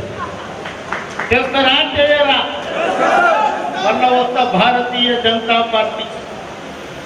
దేశంలో అన్ని ప్రైవేట్. రెండు రోజుల క్రితం చూసిన ప్రధానమంత్రి అన్ని ప్రైవేట్ చేస్తాంది. నీ ప్రధానమంత్రి పదవిని ఫస్ట్ ప్రైవేట్ చేయి. నువ్వు ఫస్ట్ ప్రైవేట్ చేయి. 100 ఏడిచిండు, బాగా ఏడిచిండు. మా కాంగ్రెస్ పార్టీ వాళ్ళు మొత్తం రాజ్యసభ నుంచి రిటైర్మెంట్ అయితే ఈయన బాగా ఏడుపు వచ్చింది. మీరందరు గిట్టారే ప్రధానమంత్రి ఏడిచిండు అని మీరు గిట్ట కలకల అనుకున్నారు టీవీ దగ్గర. కానీ అందులో ఒక మతలబు ఉంది. ఆయన ఏడిచిన దాంట్లో ఈసారి మీరు పోతున్నారు, వచ్చే ఎన్నికల్లో నేను పోతున్నా, అందుగురించే ఏడుపు వస్తుంది. అన్నీ ప్రైవేట్.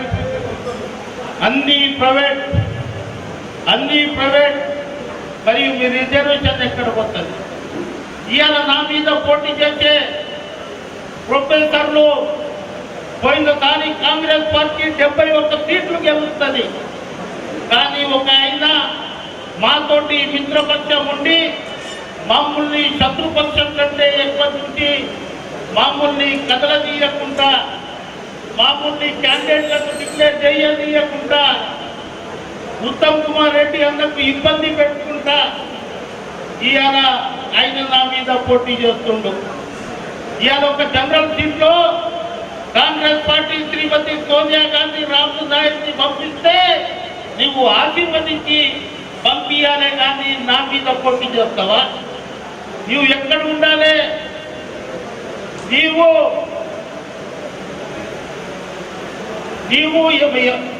ముఖ్యమంత్రి స్థాయి మంత్రి నీవు ముఖ్యమంత్రి పోటీ చేసే చట్టసభలలో ఉండాలి, నువ్వు అసెంబ్లీలో ఉండాలి. కానీ నా మీద నీ ప్రతాపమా? నీది సరిపోతుంది, గొంతు సరిపోదు. 2 ప్రొఫెసర్లను నేను చూసినా. పోయినసారి గీత 2 సార్లు హైదరాబాద్ నుంచి గెలిపించారు ప్రొఫెసర్లకు. టీవీలకు మాటలు మంచిగా ఉంటాయి కానీ ప్రాక్టికల్ ఏముండదు. ప్రొఫెసర్ నాగేశ్వరరావు అనే కదా, నాగేశ్వరరావు ఏం చెప్తాడు? టీవీల దగ్గర కనిపిస్తాడు, పేపర్లలో మాట్లాడతాడు తప్ప ఇంకా ఏముండదు. అందుగురించే ఇవాళ నా మీద పోటీ చేసేట ఆయన 2 నిమిషాలు చెప్తాను. ఆయన ముఖ్యమంత్రి క్యాండిడేట్ కోదండ రామారెడ్డి. ఆయన అసెంబ్లీలో ఉండాలి. కానీ ఇవాళ నాకు సోనియా గాంధీ గారు సీట్ ఇచ్చి పంపిస్తే ఆయన నా మీద పోటీ చేస్తుండ్రు. అది వైఎస్ రాజశేఖర రెడ్డి ఉన్నప్పుడు ఒకరోజు కౌన్సిల్కు, ఒకరోజు అసెంబ్లీకి పోతుండే. కానీ ఈయన ఎప్పుడు రాడు. 10 రోజులు అసెంబ్లీ నడిచినా లాస్ట్ రోజు వస్తాడు. అల్లూరి సీతారామరాజులో ఒక పాట ఉంది, విజయ నిర్మల పాడుతుంది, వస్తాడు మహారాజు ఈ రోజు అని. ఆ రాజు వస్తాడు, ఈయన 1 రోజుకు ఒకసారి చూస్తాడు. ఆడ పోటీ చేసే బదులు ఇప్పుడే నాకు సమాచారం అందింది, నా 4 సెంట్లు నామినేషన్లు ఒకే అయింది. నా నామినేషన్లో కరెక్ట్గా ఇది జరిగింది. కాంగ్రెస్ పార్టీ అభ్యర్థిగా 4కి 4 సెంట్లు ఇదైంది నాకు. కానీ ఇవాళ చెప్తున్న ప్రొఫెసర్ గారికి మీరు ఇంకా 2 రోజుల టైం ఉంది, మీరు విత్డ్రా చేసుకోండి. 3 बार మల్లన్న కోటేస్తే 3 13 9 18 ప్రొఫెసర్ గారికి ఓటేస్తే అది మోరీలో వేసినట్లు నా మధ్య పల్లె రాజేశ్వర రెడ్డి మధ్య పోటీ జరుగుతుంది. ఆ పోటీ ఇది చేయాలి, అందు గురించే విత్డ్రా చేసుకోమంటున్నా. ఇవాళ మీరు ఏముంది లంబడోళ్ళ దాంట్లో సోమవారం ఉంటే సోమవారం పేరు పెట్టింది, ఆయన మంగళవారం ఉంటే మంగ్యాన్ని పేరు పెడతారు, బుధవారం ఉంటే బదియాన్ని పేరు పెడతారు. నేను బుధవారం పుట్టిన బదియాన్ని పెట్టిండు మా నాయన. ఆ టీచర్ దగ్గర తీసుకోబట్టు, అరే ఇంత మంచి పోరాడు ఉందన్నా, ఈ పేరు లక్ష్మణ్ నాయక్, లచ్చా నాయక్, బదియాన్ని ఎందుకు పెట్టినవరా అంటే ఇది రాముడు లెక్క ఉందన్నా, బదియా కాదు ఈ పేరు రాముడు నాయక్ పెడతాను పెట్టింది. ఒక జనరల్ సీట్ లో ఇవాళ పుట్టిన వాళ్ళకు డేట్ ఆఫ్ బర్త్ రాయని కులంలో పుట్టిన నేను, నా మీద నాది ప్రతాపము. మీకు ఓటు అడిగే హక్కు లేదు, టీజేఎస్ వారికి ఓటు అడిగే హక్కు లేదు, ఎస్సీ ఎస్టీ బీసీ మైనారిటీల ఓటు అడిగే హక్కు లేదు. టీజేఎస్ పార్టీలో ఇవాళ వాళ్ళ రాష్ట్ర కార్యవర్గం చూడండి, ఎవరు ఉన్నారు అందులో. ఇవాళ వాళ్ళ జిల్లా అధ్యక్షులు చూడండి, ఎవరు ఉన్నారు అందులో. అందు గురించే నేను ప్రశ్నించే గొంతుని మీరు పంపించండి. రేపు ఇంద్రమ్మ నేను చెప్పిన ఇక్కడ రాజయ్యకు, అరే నువ్వు శోభన్ బాబు లేక పడుతున్నావు, ధోతి బుట్టి గట్టకరా నాయన, నేను తీసేస్తానన్న 3 రోజుల ముందు నాకెవరు నాకు దగ్గర తెలుసు కదా, పోతావు అని నాకు పోయిండు. బట్టలను ఓర్వదోళ్ళు, మంచి బట్టలు వేసుకుంటే ఓర్వదోళ్ళు, మంచి పెళ్లి చేస్తే నా కొడుకు పెళ్లి చేస్తే ఓర్వదోళ్ళు. రేపట్టలు ఒక సర్వే చేస్తారు, మిమ్మల్ని కన్ఫ్యూజ్ చేస్తారు. వరంగల్ నలుగురు 2 రోజుల ముందు రిజల్ట్ వచ్చింది, ఒక సర్వే చెప్పినా సర్వే చేయించిన అంటాడు ముఖ్యమంత్రి. అట్లా సర్వే ఏముంటుంది, ఆయన సర్వే ఏ ఏజెన్సీ తోటి సర్వే ఉంటుంది. రాత్రిలో ఈయన సర్వే బాగా తెలుసు, ఈయన సర్వే గ్లాస్ సర్వే ఉంటుంది, మీరు కన్ఫ్యూజ్ కావద్దు. 2 రోజుల ముందు అంటాడు నేను ఒక సర్వే చేయించిన, ముఖ్యమంత్రి సర్వే చేయించినది మీరు అనుకుంటారు.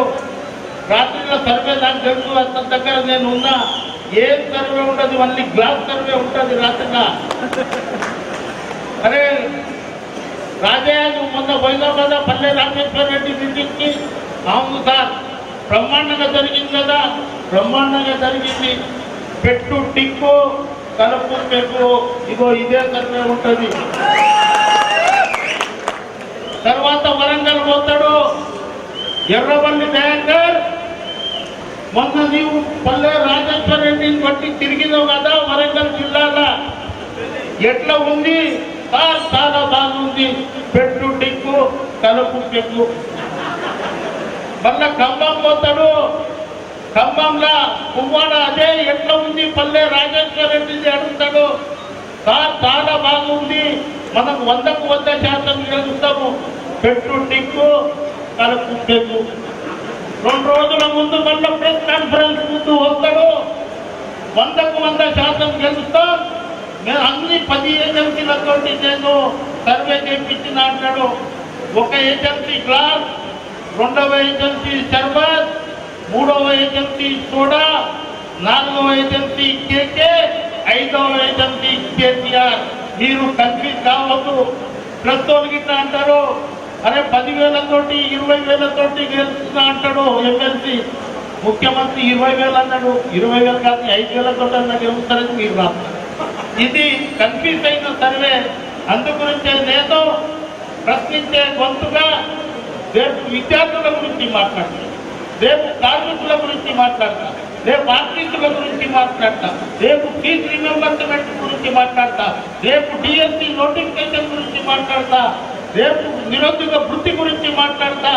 నేను గెలిచిన తర్వాత ఒక్క సమస్య ఇది కాకపోతే స్టేషన్ ఘన్పూర్లోనే అమరణ నిరసించ చేస్తా అని ఈ సభాముఖంగా తెలియపరుస్తూ నన్ను ఆశీర్వదించి కౌన్సిల్ కి పంపించవలసిందిగా విజ్ఞప్తి చేస్తూ సెలవు తీసుకుంటున్నా.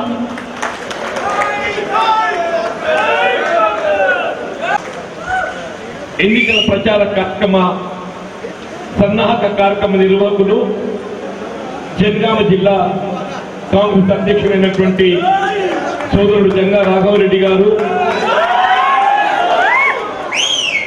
రాష్ట్ర కాంగ్రెస్ అధ్యక్షుడైనటువంటి గౌరవ పార్లమెంట్ సభ్యులు పెద్దలు ఉత్తమ్ కుమార్ రెడ్డి గారు, అట్లాగే మన గన్పూర్ నియోజకవర్గానికి సంబంధించి మొన్నటి ఎన్నికల్లో కాంగ్రెస్ పార్టీ అభ్యర్థిగా పోటీలో నిలిచి ప్రస్తుతం కాంగ్రెస్ పార్టీ బలోపేతానికి కృషి చేస్తున్నటువంటి సోదరి ఇందిర గారు, ఈనాటి కార్యక్రమ సమావేశానికి తెచ్చినటువంటి వివిధ హోదాల్లో ఉన్నటువంటి కాంగ్రెస్ నాయకులు, ముఖ్యంగా జనగామ జిల్లా గన్పూర్ ప్రాంతంలో తరలి వచ్చిన కాంగ్రెస్ కార్యకర్తలు, అభిమానులు, పాత్రికేయ సోదరులకు అందరికీ హృదయపూర్వకంగా నమస్కారం చెప్తూ, ఈ శాసన మండలి ఎన్నిక వాస్తవంగా కేవలం పట్టభద్రులకు మాత్రమే పరిమితమైనప్పటికీ ఆ పట్టభద్రులను ప్రభావితం చేసేటువంటి ఒక బాధ్యత మన కాంగ్రెస్ పార్టీ కార్యకర్తలపై ఉందని చెప్పక తప్పదని చెప్పండి. దాన్ని దృష్టిలో పెట్టుకొని ఇలా కాంగ్రెస్ పార్టీ కార్యకర్తలందరి ఈ సమావేశాన్ని నిర్వహింపజేసుకుంటాం. మరి ఎన్నికల్లో మిత్రులు రాములు నాయక్ గారు మన అభ్యర్థి నిజంగా ఒక విధంగా అదృష్టంగా భావించాలనుకున్నాను. నేనైతే సాధారణంగా జనరల్ సీట్ అంటే ఏ ఉన్నత వర్గం వాళ్ళకు అవకాశం కల్పించడం జరుగుతుందని భావిస్తారు. కానీ కాంగ్రెస్ పార్టీ ఆ విధంగా కాకుండా ఒక సామాజిక న్యాయం, సామాజిక స్ఫూర్తితో ఏదైతుందో మన ప్రదేశ్ కాంగ్రెస్ అధ్యక్షులు ఉత్తమ్ కుమార్ రెడ్డి గారు వీళ్ళు హైదరాబాద్ లో మరి సీనియర్ కాంగ్రెస్ నాయకులు, వ్యవసాయ శాస్త్రంలో డాక్టరేట్ అందిపుచ్చుకున్నటువంటి చిన్నారెడ్డి గారిని అభ్యర్థిగా ఎంపిక చేయడానికి సూచిస్తే నల్గొండ, ఖమ్మం, వరంగల్ జిల్లాలకు సంబంధించి ఒక లంబాడ సోదరుడు అని చెప్పంటున్నాడు. కేవలం ఒక లంబాడ సోదరుడనే కాదు, తెలంగాణ రాష్ట్ర ఏర్పాటు ఉద్యమంలో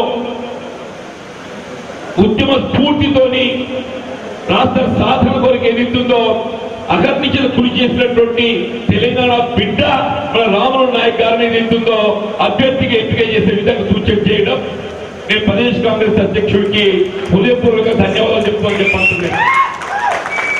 వాస్తవంగా రాములు నాయక్ గారు వారు కోరుకుంటే మంత్రం వచ్చినడు కాదే, కేసీఆర్ సన్నిహితంగా ఉండే రాష్ట్ర ఏర్పాటు ఉద్యమంలో కానివ్వండి, తర్వాత కానివ్వండి కాక, కానీ రాష్ట్ర ఏర్పాటు ఉద్యమ సమయంలో ఏ ఉద్యమ ఆకాంక్షలను మనం రేకెత్తించడం జరిగిందో ఆ ఉద్యమ ఆకాంక్షలను నెరవేర్చడంలో వీళ్ళు కేసీఆర్ నిర్లక్ష్యం చేస్తున్నటువంటి ఒక భావనతోని ఆయనను విభేదించి 2 సంవత్సరాలు శాసన మండలి సభ్యుడిగా పదవీ కాలం ఉన్నప్పటికీ కూడా ఇవాళ పదవిని త్యజించి వీళ్ళ కాంగ్రెస్ పార్టీకి అండగా నిలిచినటువంటి ఒక గొప్ప నాయకుడు రాములు నాయక్ గారని చెప్పక తప్పలేదు. వాస్తవంగా ఒక్కసారి మనం గతంలోకి పోతే అసలు తెలంగాణ రాష్ట్రం ఎందుకు కోరుకున్నామే మనం అదొక్కసారి ఆలోచన చేయండి. రాష్ట్ర ఏర్పాటుతో ఏదైతుందో స్వయం పాలన, దానికి తోడు ఉపాధి అవకాశాలు మెరుగవుతామని చెప్పి భావించడం చెప్పండి. రాష్ట్రం ఏర్పడ్డ తదుపరి నిజమైన ఉపాధి అవకాశాలు మెరుగైనాయా? ఏ ఉద్యమ ఆకాంక్షలు నెరవేర్చే విధంగా ఉద్యమాన్ని బలోపేతం చేయడానికి పాటుపడ్డటువంటి వారి గుర్తింపు లభిస్తుందా? ఎవరి పల్ల రాజేశ్వర రెడ్డి అని అడుగుతున్నాను. ఈ పల్ల రాజేశ్వర రెడ్డి ఆయన ఉద్యమ సమయంలో ఎన్నడా తెలంగాణ జెండా పెట్టినాడా? ఒకసారి ఆత్మ పరిశీలన చేసుకోవాలని అడుగుతున్నాను నేను. 2014 వరకు 2014 వరకు తెలంగాణ రాష్ట్రం ఏర్పడేంత వరకు ఆయన ఒక సమైక్యవాదిగా తెలుగుదేశం పార్టీ సభ్యత్వంతో ఏదైతుందో కొనసాగినటువంటి వాడు పల్లా రాజేశ్వరరెడ్డి అని చెప్పండి. తెలంగాణ రాష్ట్రం ఏర్పడ్డ తదుపరి ఆయన విద్యాలయాలను ఏదైతుందో బలోపేతం చేసుకోవాలి, ఆయన విద్యాలయాలతో లాభాలు గణించాలి, కోట్లు గణించాలని చెప్పని కేసీఆర్ పంచని చేరి మరి అలాంటి శాస్త్ర మండలికి ఎంపికై ఒకప్పుడు ఏదైతుందో కేవలం ఒక ప్రైవేట్ ఇంజనీరింగ్ కళాశాల మాత్రమే అధిపతి ఉన్న పల్లా రాజేశ్వరరెడ్డి ఈ 6 సంవత్సరాల కాలంలో ఏ పట్టభద్రులైతే ఆయన శాస్త్ర మండలి ఎంపిక కావడానికి తోడ్పడ్డారో వాళ్ళ సమస్య గురించి ఒక్కనాడు కూడా శాస్త్ర మండలిలో మాట్లాడే పాపాలు పోకుండా ఎలా అయినా ఒక విశ్వవిద్యాలయం అంటే ఒక యూనివర్సిటీ అంటే మన Osmania university, Kakatiya university, Satavahana university, Hyderabad university, Telangana university లాంటి విశ్వవిద్యాలయాన్ని ఏదైతుందో ప్రైవేట్ స్థాయిలో వల్ల ఆయన ఏర్పాటు చేసుకో జరిగిందని చెప్పండి. ఏ స్థానిక ప్రాధాన్యతను ఉద్యమం చేసినామో ఆయన యూనివర్సిటీలో సీట్లు అమ్ముకోవడం తప్ప తెలంగాణకి సీట్ లేదు, ఎస్సీలకు సీట్ లేదు, బీసీలకు సీట్ లేదే అంటున్నా. ఈ మాట నిజమా వద్దమా పల్లా రాజేశ్వరరెడ్డి గారికి అన్నయ్య చెప్పంటున్నాను. ఆనాడు మనం పోరాటం చేసి దేనికి తెలంగాణ వాదం కొరకు పోరాటం చేశాం, దళితులు 15 వర్గాలకు ఏదైతుందో ప్రాధాన్యత కొరకు పోరాటం చేశాం. ఇవాళ పల్లా రాజేశ్వరరెడ్డి చేస్తుంది ఏంటి? ఆయన ఒక విశ్వవిద్యాలయాన్ని ఏర్పాటు చేసుకొని సీట్లు అమ్ముకొని కోట్లు గడిస్తుందని చెప్పి అంటున్నా. మళ్ళీ వస్తున్నాడు ఆయన, అవసరం వస్తే ఓటు 10,000 రూపాయలు ఖర్చు పెట్టే మంచిదే కానీ నన్ను గెలిపించండి, ఇటువంటి ఇంకో యూనివర్సిటీ పెట్టుకుంటా చెప్పని వస్తున్నట్టు నేను. దయచేసి జాగ్రత్త పడండి.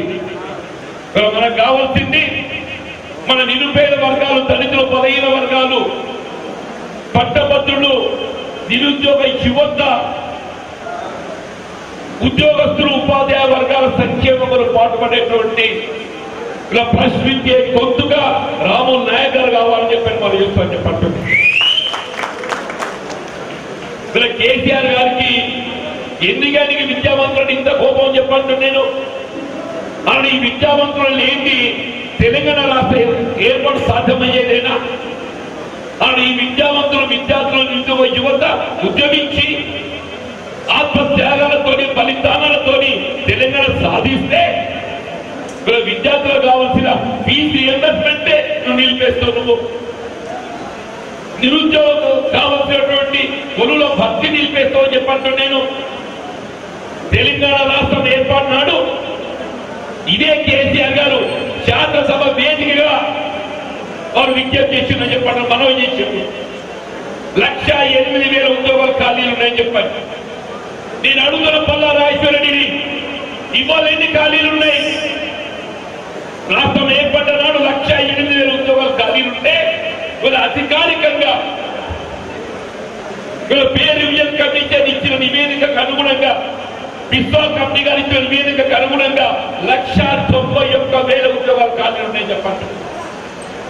నన్ను కొలువులు భర్తీ చేస్తే ఖాళీలు ఎక్కడికి మీకు వచ్చినాయా? రాష్ట్రం ఏర్పడ్డ నాడు 1,08,000, ఇవాళ ఎంత?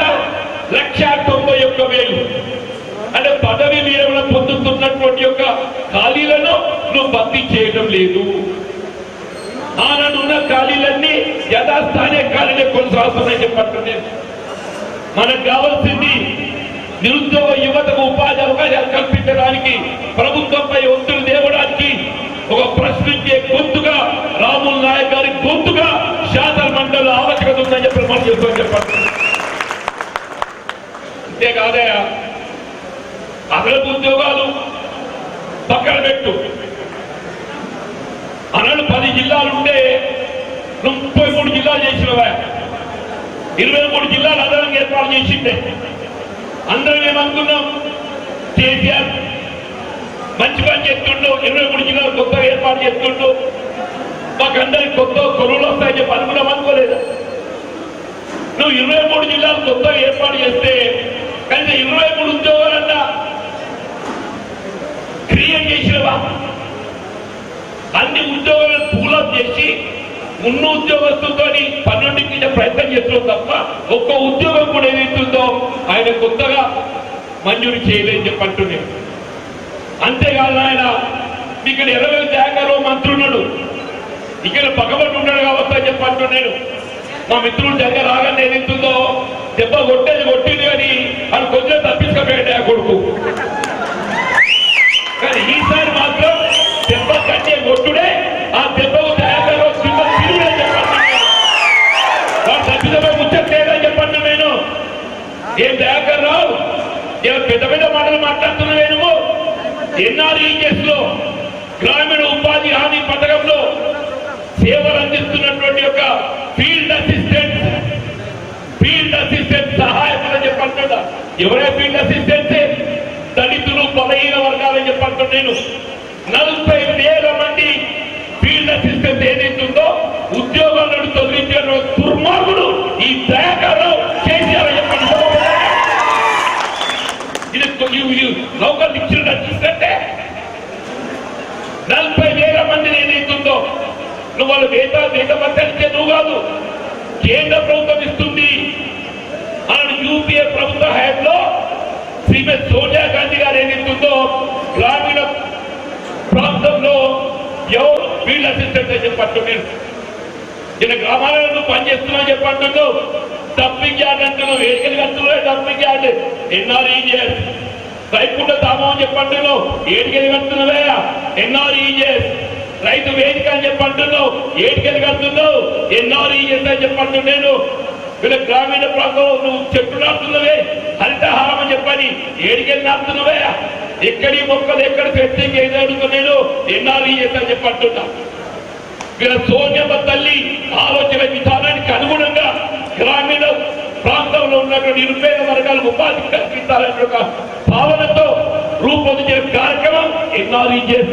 అటువంటి ఫీల్డ్ అసిస్టెంట్ 40,000 మంది ఉసురు పోసుకున్నటువంటి ఒక దుర్మార్గుడు దయాకర్రావుకు తప్పక రామోహన్ నాయక్ అన్న గెలవడంతోనే మొట్టమొదటి అంశం చెప్పంటున్నా. రేపు శాసన మండలిలో ఫీల్డ్ అసిస్టెంట్ ఏదైతుందో తిరిగి ఉద్యోగాలు కల్పించేంత వరకు నీ కొంత ఏదైతుందో నిలబడాలని చెప్పంటున్నాను. 40,000 మంది. అంతేకాదా పాఠశాలలో స్కావింజర్స్ ఉంటారు. స్కావింజర్స్ అంటే ఎరికైనా ఊడ్పర్లు బల్లలు ఎవరు ఉంటారే? దళితులు, బలహీన వర్గాలు ఉంటారు. కూడా దొరకి ఉంటారో పల్లెలకి ఉంటారే? ఉంటారు కదా దొర పటేలు. ఊషటోళ్ళు ఎవరు? గరీబోలు, దళితులు, బలహీన వర్గాలు. ఈ వాళ్ళకి ఇచ్చే జీతం ఎంత? 2,500. అటువంటి స్కావింజర్ పోస్టులు ఏదైతుందో పాఠశాలలకు వెళ్ళి 50,000 మంది తొలగించారని చెప్పంటున్నా. 50,000 మంది చెప్పంటున్నా. ఏం దయాకర్రావు నిజమాబద్దో చెప్పట్టు. నేను 40,000 మంది ఫీల్డ్ అసిస్టెంట్లు, 50,000 మంది స్కావింజర్స్ అంటున్నా. నేను ఏమైంది ఆగి బల్లలో ఊడ్చే పరిస్థితి. వాడు బరిపంతో నాగల ముందాలు ఏం చేయాలి? షీపులు కట్టబడ్డ వాడు ఊడ్చుకోవాలి. ఎవరైనా గరీబ్ పొలం అడగలమంటే వాడి షీపులు వాళ్ళు ఊడమని. ఇది అనే వ్యవస్థ. దీంతో పాఠశాల బలోపేతమైందయా? విద్యా వ్యవస్థ మెరుగైందా? ప్రభుత్వ పాఠశాల నిర్వీర్యం చేయడంలో భాగంగా ఇది ఒక కుట్ర అని చెప్పంటున్నాను నేను. ఈ కుట్రను ఛేదించడానికి రామోహన్ నాయక్ లాంటి ఒక దళిత బిడ్డ, గిరిజన బిడ్డ రేపు శాసన మండలిలో కొంత ఏదైతుందో ప్రశ్నించే ఒక ఆవశ్యకత ఉందని చెప్పని నిర్మాణం చేస్తుందని చెప్పంటున్నాను. దయచేసి ఆలోచించండి. ఇలా గ్రామీణ ప్రాంతంలో వ్యవసాయానికి అనుబంధంగా హార్టికల్చర్ ఉంటుంది. పండ్ల తోటల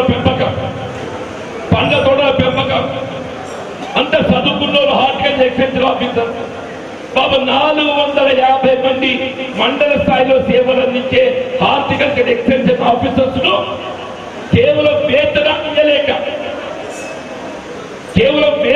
ఇయ్యలేక 450 మంది హార్టికల్చర్ ఎక్స్టెన్షన్ ఆఫీసర్స్ ను విధుల నుండి తొలగించింది కేసీఆర్. ఇందుకే ఆయన తెలంగాణ. నేను అడుగుతున్నా, నువ్వేదైతున్నా 4 లక్షల జీతం తీసుకుంటావు. నీ కొడుకు 4 లక్షలు తీసుకుంటాడు, నీ బిడ్డ కింద తీసుకుంటుంది, నీ అల్లుడు తీసుకుంటాడు, నీ సటగడి కొడుకు తీసుకుంటాడు. ఈ గరీబ్ వాళ్ళకి ఈలే బాబా చేసిందే. నువ్వు తెలంగాణ ఆనాడు 2014లో నీ భూమి ఎంత, నీ ఆదాయం ఎంత, ఇవాళ ఎంత ఉందని చెప్పంటున్నాను. నువ్వేదైతే కాలేజీలో ప్రాజెక్ట్ నెపంతో కమిషన్ కక్కుతో నువ్వు కోట్లకు ఆధిపత్యం వహిస్తుంటే గరీబులో పట్టండి. వాళ్ళు వ్యవసాయ రంగాలు ఏదైతుందో నువ్వు వ్యవసాయం చేస్తే పొట్ట గిట్టుబాటు అని చెప్పనుకుంటున్నా. అదే మోడీతోని మిలాఖతై ఇదే మీ పెద్దలు అన్నట్టు ఇప్పుడే గల్లీలో కుస్తీ ఢిల్లీలో దోస్తీ. వీడొచ్చేమన్నాడు బీజేపీకి నేను కొట్లాడుతానని చెప్పన్నాడు. అక్కడ ఢిల్లీలో ఏమొస్తాడు అక్కడ పొర్రుదాడాలు పెట్టి అయ్యా బాధ్యను నేను అక్కడ రాష్ట్రంలో మాట్లాడడం తప్పైంది, నన్ను ఈ సంగతి నేర్చుకో చెప్పంటాడు. ఇలా వడ్ల కొనుగోలు కేంద్రం సంగతి ఏందని చెప్పంటాడు. నేను ఆనాడు ఉమ్మడి రాష్ట్రంలో కాంగ్రెస్ పార్టీ ప్రభుత్వం కేంద్రంలో రూపొందించడం కనీస మద్దతు ధర అమలు చేయడంలో భాగంగా మినిమం సపోర్ట్ ప్రైస్ కల్పించడంలో భాగంగా గ్రామాన అడిగి లేకుండా హమాలీ లేకుండా రవాణా ఛార్జీ లేకుండా ధాన్యం కొనుగోలు కేంద్రాలు ఏర్పాటు చేస్తే వీడు ఎవడే ధాన్యం కొనుగోలు కేంద్రం ఎత్తేయడానికి ఇదే వేదికగా పెద్ద ఉత్తమ్ కుమార్ రెడ్డి గారు ఏదైతే చేపట్టిన కార్యక్రమంలో భాగంగా చెప్పంటుందా రేపు 2వ పంట అన్ని వచ్చే నాటికి గ్రామాలలో ధాన్యం కొనుగోలు కేంద్రాలు ఆరంభించేయన్నాడు. ఎక్కడ ఒక టీఆర్ఎస్ నాయకుడిని గ్రామాలలో తిరుగుతే ఉంచట్లేదు. ఖబర్దారనే చేస్తూ చెప్పండి. ఇందుకే తెలంగాణ సాధించుకుందని చెప్పంటున్నాను. దయచేసి ఏదైతుందో మన శాసన సభలో కానీ శాసన మండలిలో కానీ ప్రశ్నించే గొంతుగా కావాలి. ప్రశ్నించే గొంతుగా లేనాడు ప్రజాస్వామ్యం మనుగడే ప్రశ్నార్థకం అవుతుందని చెప్పంటున్నాను. అలా న్యాయవాదులు ఏదైతుందో తెలంగాణ రాష్ట్ర ఏర్పాటు ఆవశ్యకత కొరకు ఈ భారత స్వాతంత్ర పోరాటం కొరకు న్యాయ వ్యవస్థ న్యాయవాదులు ఏదైతుందో అక్కడ స్థానం నుంచి పోరాటం చేస్తే తెలంగాణ రాష్ట్ర ఏర్పాటుకు ముందు వస్తున్న న్యాయవాదులను ప్రశ్నించే గొప్ప హెచ్చరిక ఏదైతుందో మంత్రి నడి వీధుల్లో పాశవికంగా తీరా టీఆర్ఎస్ నాయకులు హత్య చేస్తే ఈ కేసీఆర్ నోరు మెదులుతలేదే. కేసీఆర్ నోరు మెదులుతలేదా చెప్పంటున్నా. ఎందుకు ఖండిస్తలేవు, ఎందుకు సిబిఐ ఎంక్వైరీ ఇస్తలేమని చెప్పంటున్నాను, ఎందుకు జ్యుడిషియల్ ఎంక్వైరీకి అనుమతిస్తలేమని చెప్పంటున్నా, ఎందుకు దాని అనుగ సహోదరులు ఏదైతుందో అందులో భాగస్వామ్యాలు చెప్పంటున్నాను. ఎవడి సీను ఎవరి కుట్ట సీను అని చెప్పంటున్నాను. టీఆర్ఎస్ మండల పార్టీ అధ్యక్షుడు కాదా, ఎవరి బిడ్డ సీను అక్కడి స్థానిక ప్రాంత నాయకులు పుట్టమ్మదు నేనడు కాదా చెప్పంటున్నాను. ఎందుకు వాళ్ళు శిక్షించలేమో చెప్పంటున్నాను. ఎందుకు ఆనాడు నాకు ఇప్పటి గుర్తుంది. అన్న 2000 కాదు 88-89లో 1988-89లో తెలుగుదేశం ప్రభుత్వ హయాంలో ఆనాడు ఏదైతుందో ఇంత ప్రభుత్వం విచ్చలవిడిగా మితిమీరి ఆనాడు వంగవీడి మోహనంగా హత్య చేయడం జరిగిందని చెప్పండి. ప్రభుత్వ హత్య 88-89లో గుర్తు తిప్పెట్టుకుంటున్నాను. ఆనాడు ఆ హత్యతోనే తెలుగుదేశం పార్టీకి పతనం ఆరంభమైంది. వీళ్ళ మంత్రిలో చేపట్టబడ్డటువంటి యొక్క న్యాయవాదుల హత్యతోనే టీఆర్ఎస్ పార్టీ యొక్క అంతం ఆరంభమైందని చెప్పని హెచ్చరిస్తూ చెప్పనుకున్నాను. న్యాయ వ్యవస్థతోని వీళ్ళ సమాజానికి రక్షణగా అండగా యొక్క న్యాయ వ్యవస్థను నువ్వు హెచ్చరించే విధంగా ఏ పాశవికంగా హత్యను కుట్రలు పాడడం జరిగిందో తప్పకుండా ఏదైతే ప్రజా కోర్టులో దీన్ని శిక్షించడం జరుగుతుంది చెప్పని హెచ్చరిస్తూ చెప్పండి. దయచేసి ప్రశ్నించే గొంతుగా చెప్పంటున్నాను. పట్టభద్రుల విద్యార్థులు అని చెప్పంటున్నాను. సమాజంలో నిరుద్యోగ యువతకు ఉద్యోగ అవకాశాలు కల్పించాలి. ఏమైంది అవుట్ సోర్సింగ్, ఏమైంది కాంట్రాక్ట్ ఎంప్లాయ్మెంట్ అన్నాడు. ఏమన్నా ఉద్యమ సమయంలో తెలంగాణ రాష్ట్రం ఏర్పడితే అసలు కాంట్రాక్ట్ వ్యవస్థనే ఉండదు, అవుట్ సోర్సింగ్ వ్యవస్థనే ఉండదు. అందరినీ శాశ్వత ప్రతిపదిగా ఉద్యోగాలు కల్పిస్తా చెప్పాను. ఏమైనా తెలంగాణ రాష్ట్రం ఏర్పడి 7 సంవత్సరాలు అయితే నువ్వు శాశ్వత ప్రాంత ఉద్యోగ అవకాశాలు కల్పించేవాడ దేవుడెరుగు. అసలు కాంట్రాక్ట్ ఉద్యోగంతో తొలగించింది పాపప్పుడు. అవుట్ సోర్సింగ్ వ్యవస్థలే మొత్తం తొలగించిందని చెప్పంటున్నా. మరి ఇదే పల్లరాజేశ్వర రెడ్డి ఆయన విశ్వవిద్యాలయంలో ఆయన ప్రైవేట్ కళాశాలలో మొత్తం ఫీజు వాళ్ళు ఈ వసూలు చేస్తుంటూ ఆయనలో బోధకుల జీతాలు ఇస్తున్నాడా? కార్పొరేట్ విద్యా సంస్థలు నారాయణ కానీ చైతన్య కానీ ఈ వరంగల్ ఉన్న ప్రైవేట్ విద్యాలయాలు కార్పొరేట్ విద్యా సంస్థలు వాళ్ళు ఆన్లైన్ బోధన నెపంతో తల్లిదండ్రులను బలవంతం ఫీజు వసూలు చేస్తున్నారు. నిజమాగా చెబుతుంది. మరి అదే బోధకులకు ఏదైతుందో వాళ్ళ వేతనాలు చెల్లిస్తున్నారా? వేతనాలు చెల్లిందో బాధ్యత ఏదైతుందో ఆ విద్యాలయాలపై ఉందా లేదా చెప్పడుతున్నాను. ఇవాళ అటువంటి యొక్క పట్టభద్రులకు అండగా నిలవడానికి చెప్పడుతున్నాను. ఉద్యోగుల సంబంధించిన పిఆర్సీ ఉంది. వాస్తవంగా ప్రతి 5 సంవత్సరాల వద్ద పిఆర్సీ అమలు చేయాలి. 2018 జూన్ కాలపరిధి ముగిసింది. 2.5 సంవత్సరాలు గడుస్తుందంటూ నేను మధ్యంతర వృద్ధి లేదు, పిఆర్సీ ఫిట్మెంట్ లేదు. అదే పొరుగు రాష్ట్ర జగన్మోహన్ రెడ్డి పొల్లగాడని చెప్పంటూ నేను కేసీఆర్ కొడుకు వయసు లేదు. వాడు ఏదైతుందో 27% ఇంటీరియర్ రిలీఫ్ మధ్యతో పూర్తి చేయతుందో ఉద్యోగస్తులకు అండగా ఫ్రెండ్లీ గవర్నమెంట్ గా నిలిస్తే నువ్వెక్కిందో సోయున్నారే నీకు.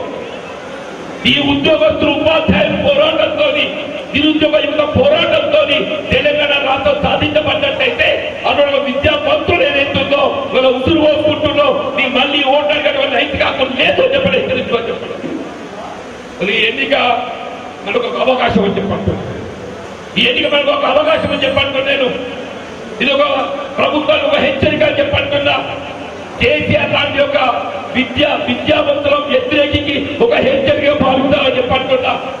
ఏ పల్ల రాజేశ్వర రెడ్డి కేసీఆర్ నువ్వు సహోదరుడుగా, ఆయన చెంచాగా, ఆయన వసూలు కోరుగా, ఆయన కమిషన్ వసూలు ఏజెంట్ గా పనిచేస్తుండో అటువంటి బుద్ధి చెప్తే కేసీఆర్ బుద్ధి చెప్పినట్టు చెప్పండి. మేము మనం చేసుకోని చెప్పండి.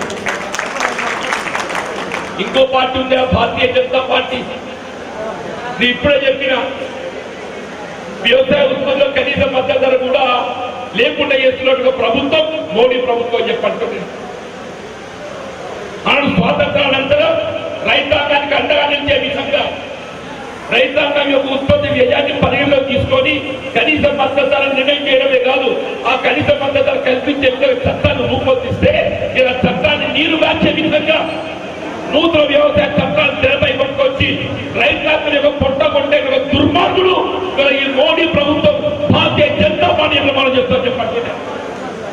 అట్లాగే ఆంధ్రప్రదేశ్ రాష్ట్ర పునర్నిర్మాణ చట్టంలో మనకు కల్పించబడ్డ హక్కులను కూడా పూర్తి కావాల్సి చెప్పండి.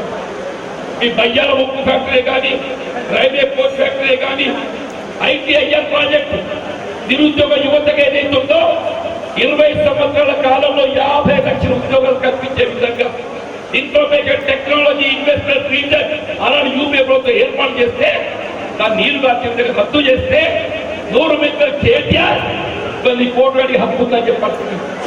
దయచేసి ఆలోచించండి.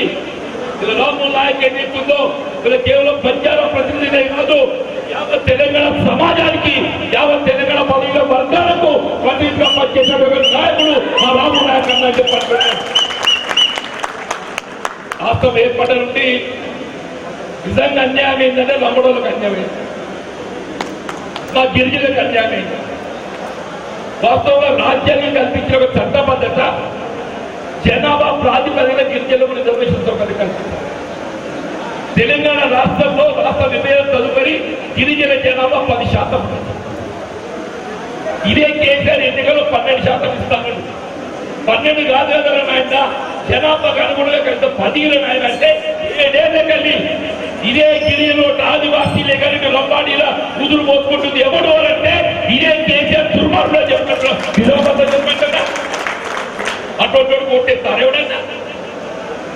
దయచేసి మంచి అవకాశం అందిపుచ్చుకుందామని చెప్పనుకుంటున్నాను. జెండా రాఘవన్ ఏదైతుందో మా సోదరి ఇందిర, మా స్థానిక జెండామ కాంగ్రెస్ నాయకులందరూ మీరు చేసినట్లుగా ఈ కార్యక్రమం మా రాములకు మరింత దిగుడింపుత యొక్క ఉత్సాహం నింపిందని చెప్పిన మనం చెప్తామని చెప్పనుకుంటున్నాను.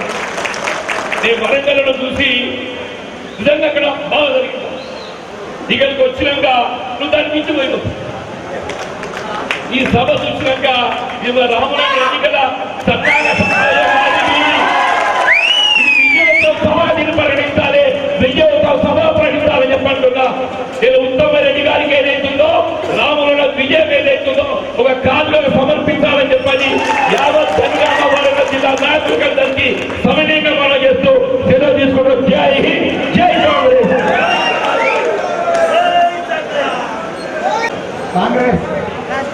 పట్టభద్రుల ఎమ్మెల్సీ అభ్యర్థి రాములు నాయక్ ప్రచార కార్యక్రమానికి దేశంగల్పూర్ నియోజకవర్గంలో మన ఎమ్మెల్సీ గారు జీవన్ రెడ్డి గారికి, దేశంగల్పూర్ నియోజకవర్గ ఇన్ఛార్జి ఇందిరా గారికి, అలాగే